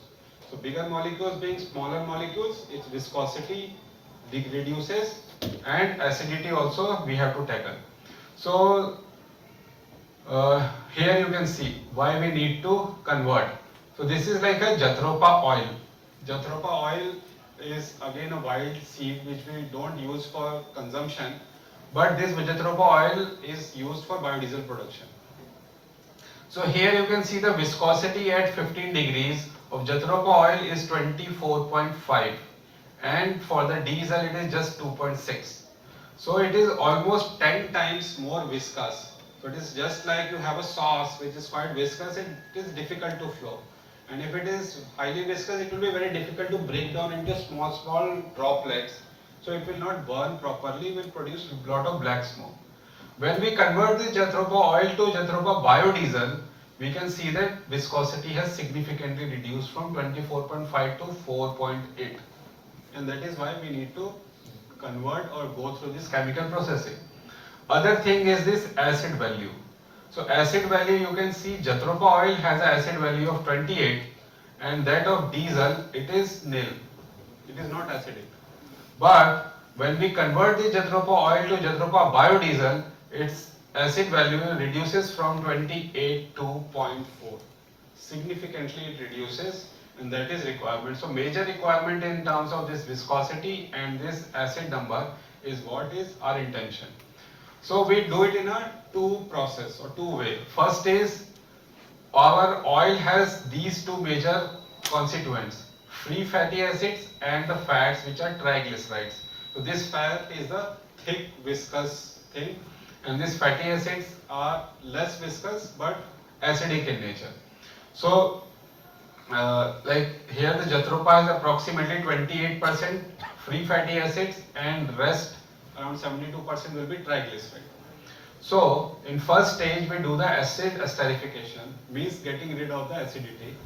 So our free fatty acid, which is this R, is any long chain hydrocarbon. Any long chain hydrocarbon with this fatty acid group, which is carboxylic acid group COOH, we react with methanol. This Me is for methanol or Me is CH3OH OH. So this is methanol. When we react it, this methanol groups replaces this H. So this becomes RCOO. This methanol is nothing but CH3. So this has significantly less acidity compared to this group. So this is the first stage where we convert the free fatty acids to biodiesel by replacing this H by this methyl group. Second stage is the trans-esterification. Trans-esterification of this triglyceride, which are bigger, thick or viscous molecules. So these are actually three chain compound. Here you can see that it has COO, but this is not H. This is R1, R2, R3, which are near any other fatty acid alkyl groups. So here we have like Me. So if we have this Me or methyl group, it will have less acidity. So similarly, it has this R1 group here, R2 group here, R3 group. This has less acidity. So acidity is not a problem here. But what is the problem is, it is a very big chain compound. So this R1, R2, R3 will be hydrocarbon and then together it is 3 times bigger than this compound. So because of this, we need to break it down. So we again reacted with methanol. Again this methanol is the same CH3OH and there it breaks down into 3 smaller molecules. So these 3 smaller molecules by replacing this this CH2 by this methyl group and breaking it down. So when it breaks down, these 3 smaller molecules will have lower viscosity. Okay. So now when we combine this first stage and second stage together, we get rid of the acidity, we get rid of the high viscosity and we get the biodiesel. So benefits: reduction on the dependence on fossil fuel. It can be produced through energy plantation in barren and low fertile lands, which is sort of controversial, but yeah, that has been the thing many places. The NOx emissions are significantly lower than the standard diesel use. So here the emissions are quite less. And before I stop it, I have one sort of a small video. Is there internet? If it is there, I just want to play. Or maybe if time permits, it is just a 6-7 minute video. Can we just play it? Then we will just finish this.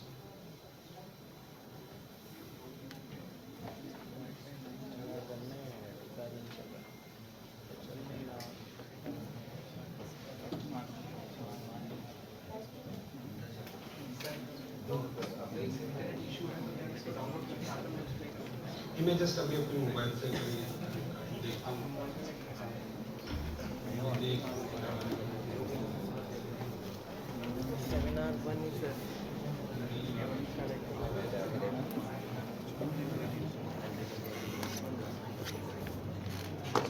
Seminar 1 लो पकड़ा तो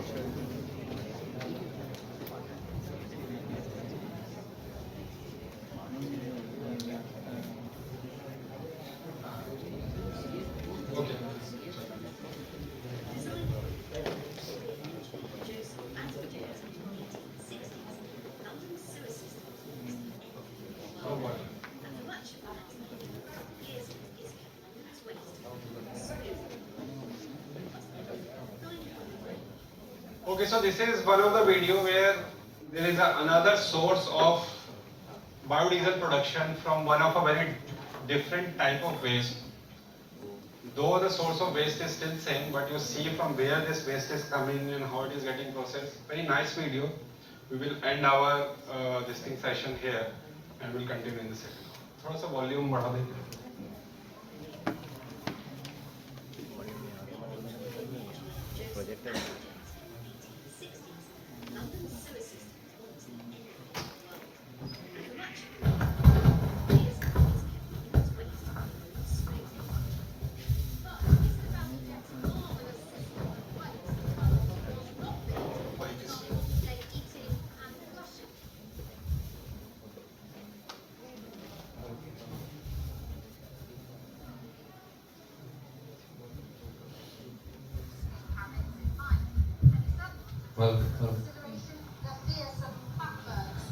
Regularly menace our sewer system.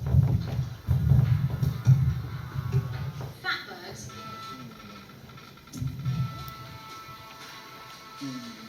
designed by the great Victorian engineer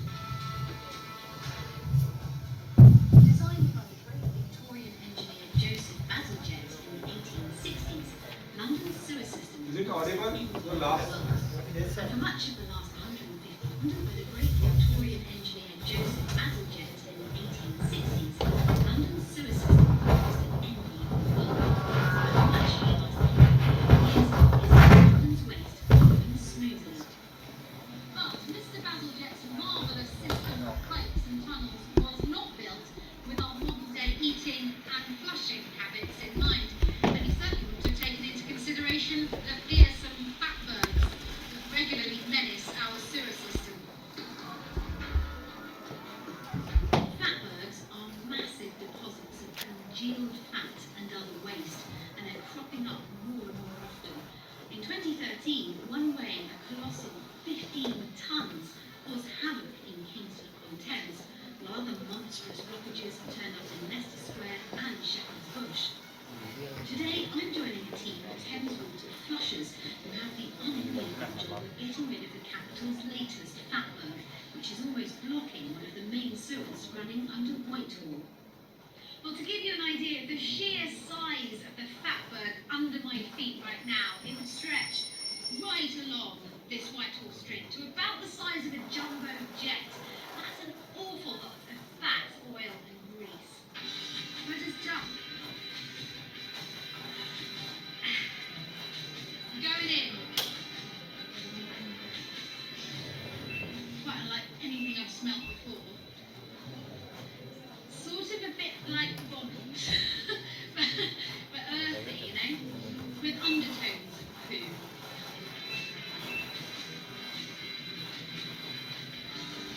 We've all been kitted out with gas monitors, which beep reassuringly to let us know that the air is safe to breathe.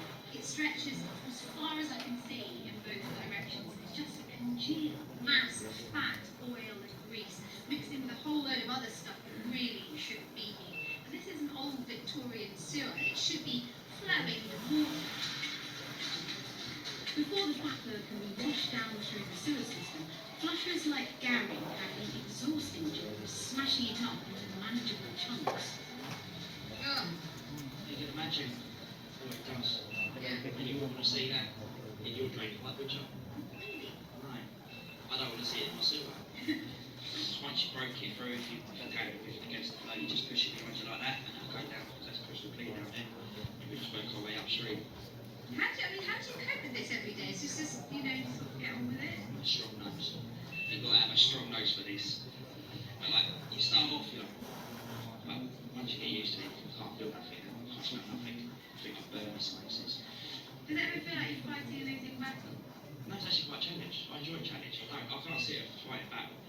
Because you sit here and you can chisel your way through a whole day of chiseling fat, and you think, oh, I've done quite good. What's your message to people? How do we stop this?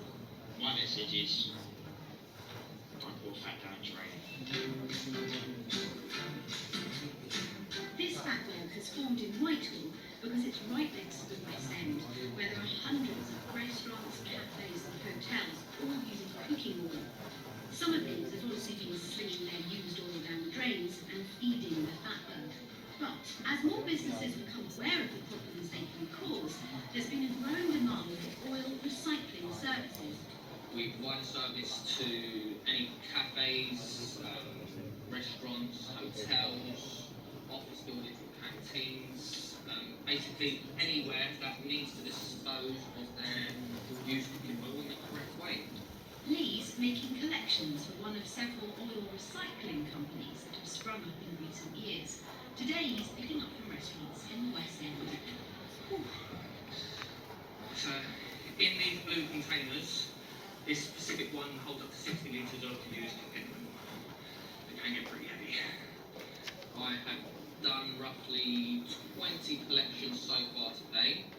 The volume ranging from 20 litres right up to 300 litres for one particular restaurant. You can imagine the amount of oil we're saving from going down the drains. Food businesses have a duty of care and legal requirement to dispose of their cooking oils responsibly, and councils have been clamping down on offenders. We provide certificates, say we are collecting it, it's being disposed of correctly. So when the council come around and check on those restaurants, they can then prove they haven't just dipped it down the drain. All of the used cooking oil that's collected gets turned into diesel biofuel, a greener alternative to standard fuel. Back in the sewer though, the fatberg serves as a reminder that not enough businesses are acting responsibly, with costly consequences. What are the repercussions for a sewer like this blocking with fat?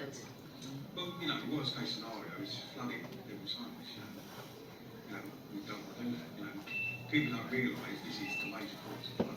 It's absolutely awful. Sewage coming up everywhere, which you think. So we've just had Christmas in London. Has that had an effect?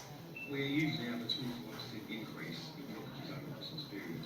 So obviously, everyone enjoying their turkey, and they're not being disposed of correctly. So who wants flooding at Christmas? Doing sewage in their kitchen, it stops the dinner fast.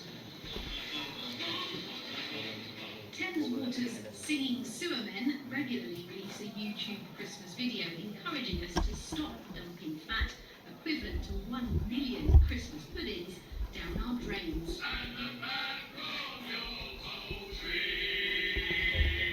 This Christmas, put your toilet back in the bin.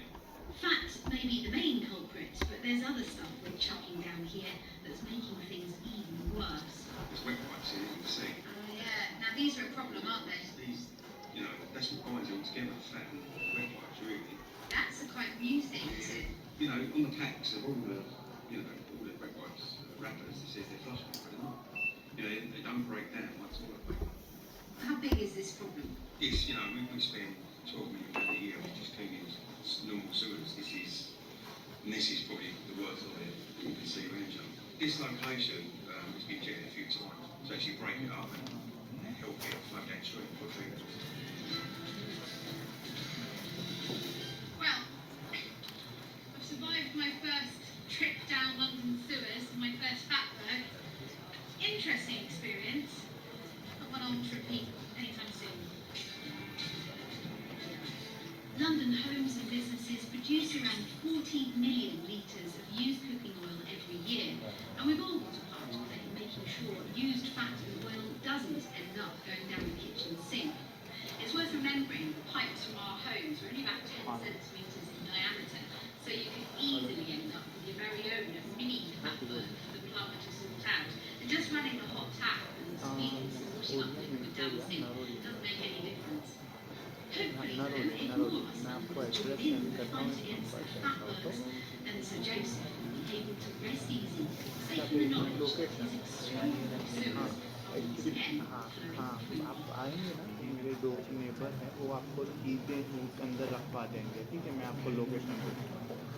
ये number पे मुझे immediately address the injuries that are visible to the human eye. Okay, so thank you everyone for your patience, and even though none of the thing was related to electrical thing, but still I could see that people have made attention, so thanks. Next session also we will look into some of the energy scenario sort of related issues, and how storage system of different kind can come for the help. So I think we will have a break. When we have to assemble, maybe we can discuss.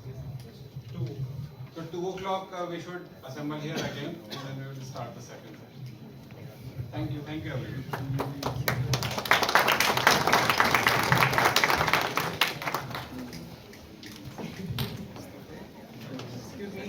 एक attendance sheet float हो रही है अभी, आप सब लोग उस पर अभी साइन कर दीजिएगा। मॉर्निंग सेशन की अटेंडेंस शीट है, ठीक है। और ऐसा कोई कैंडिडेट जिसका भी रजिस्ट्रेशन ना हुआ हो, अगर वो बचा हुआ है तो प्लीज़ फ्रंट डेस्क पे आके संपर्क। ऐसा कोई कैंडिडेट जिसका रजिस्ट्रेशन ना हुआ हो मॉर्निंग में, प्लीज़ फ्रंट डेस्क पे आके बात करें।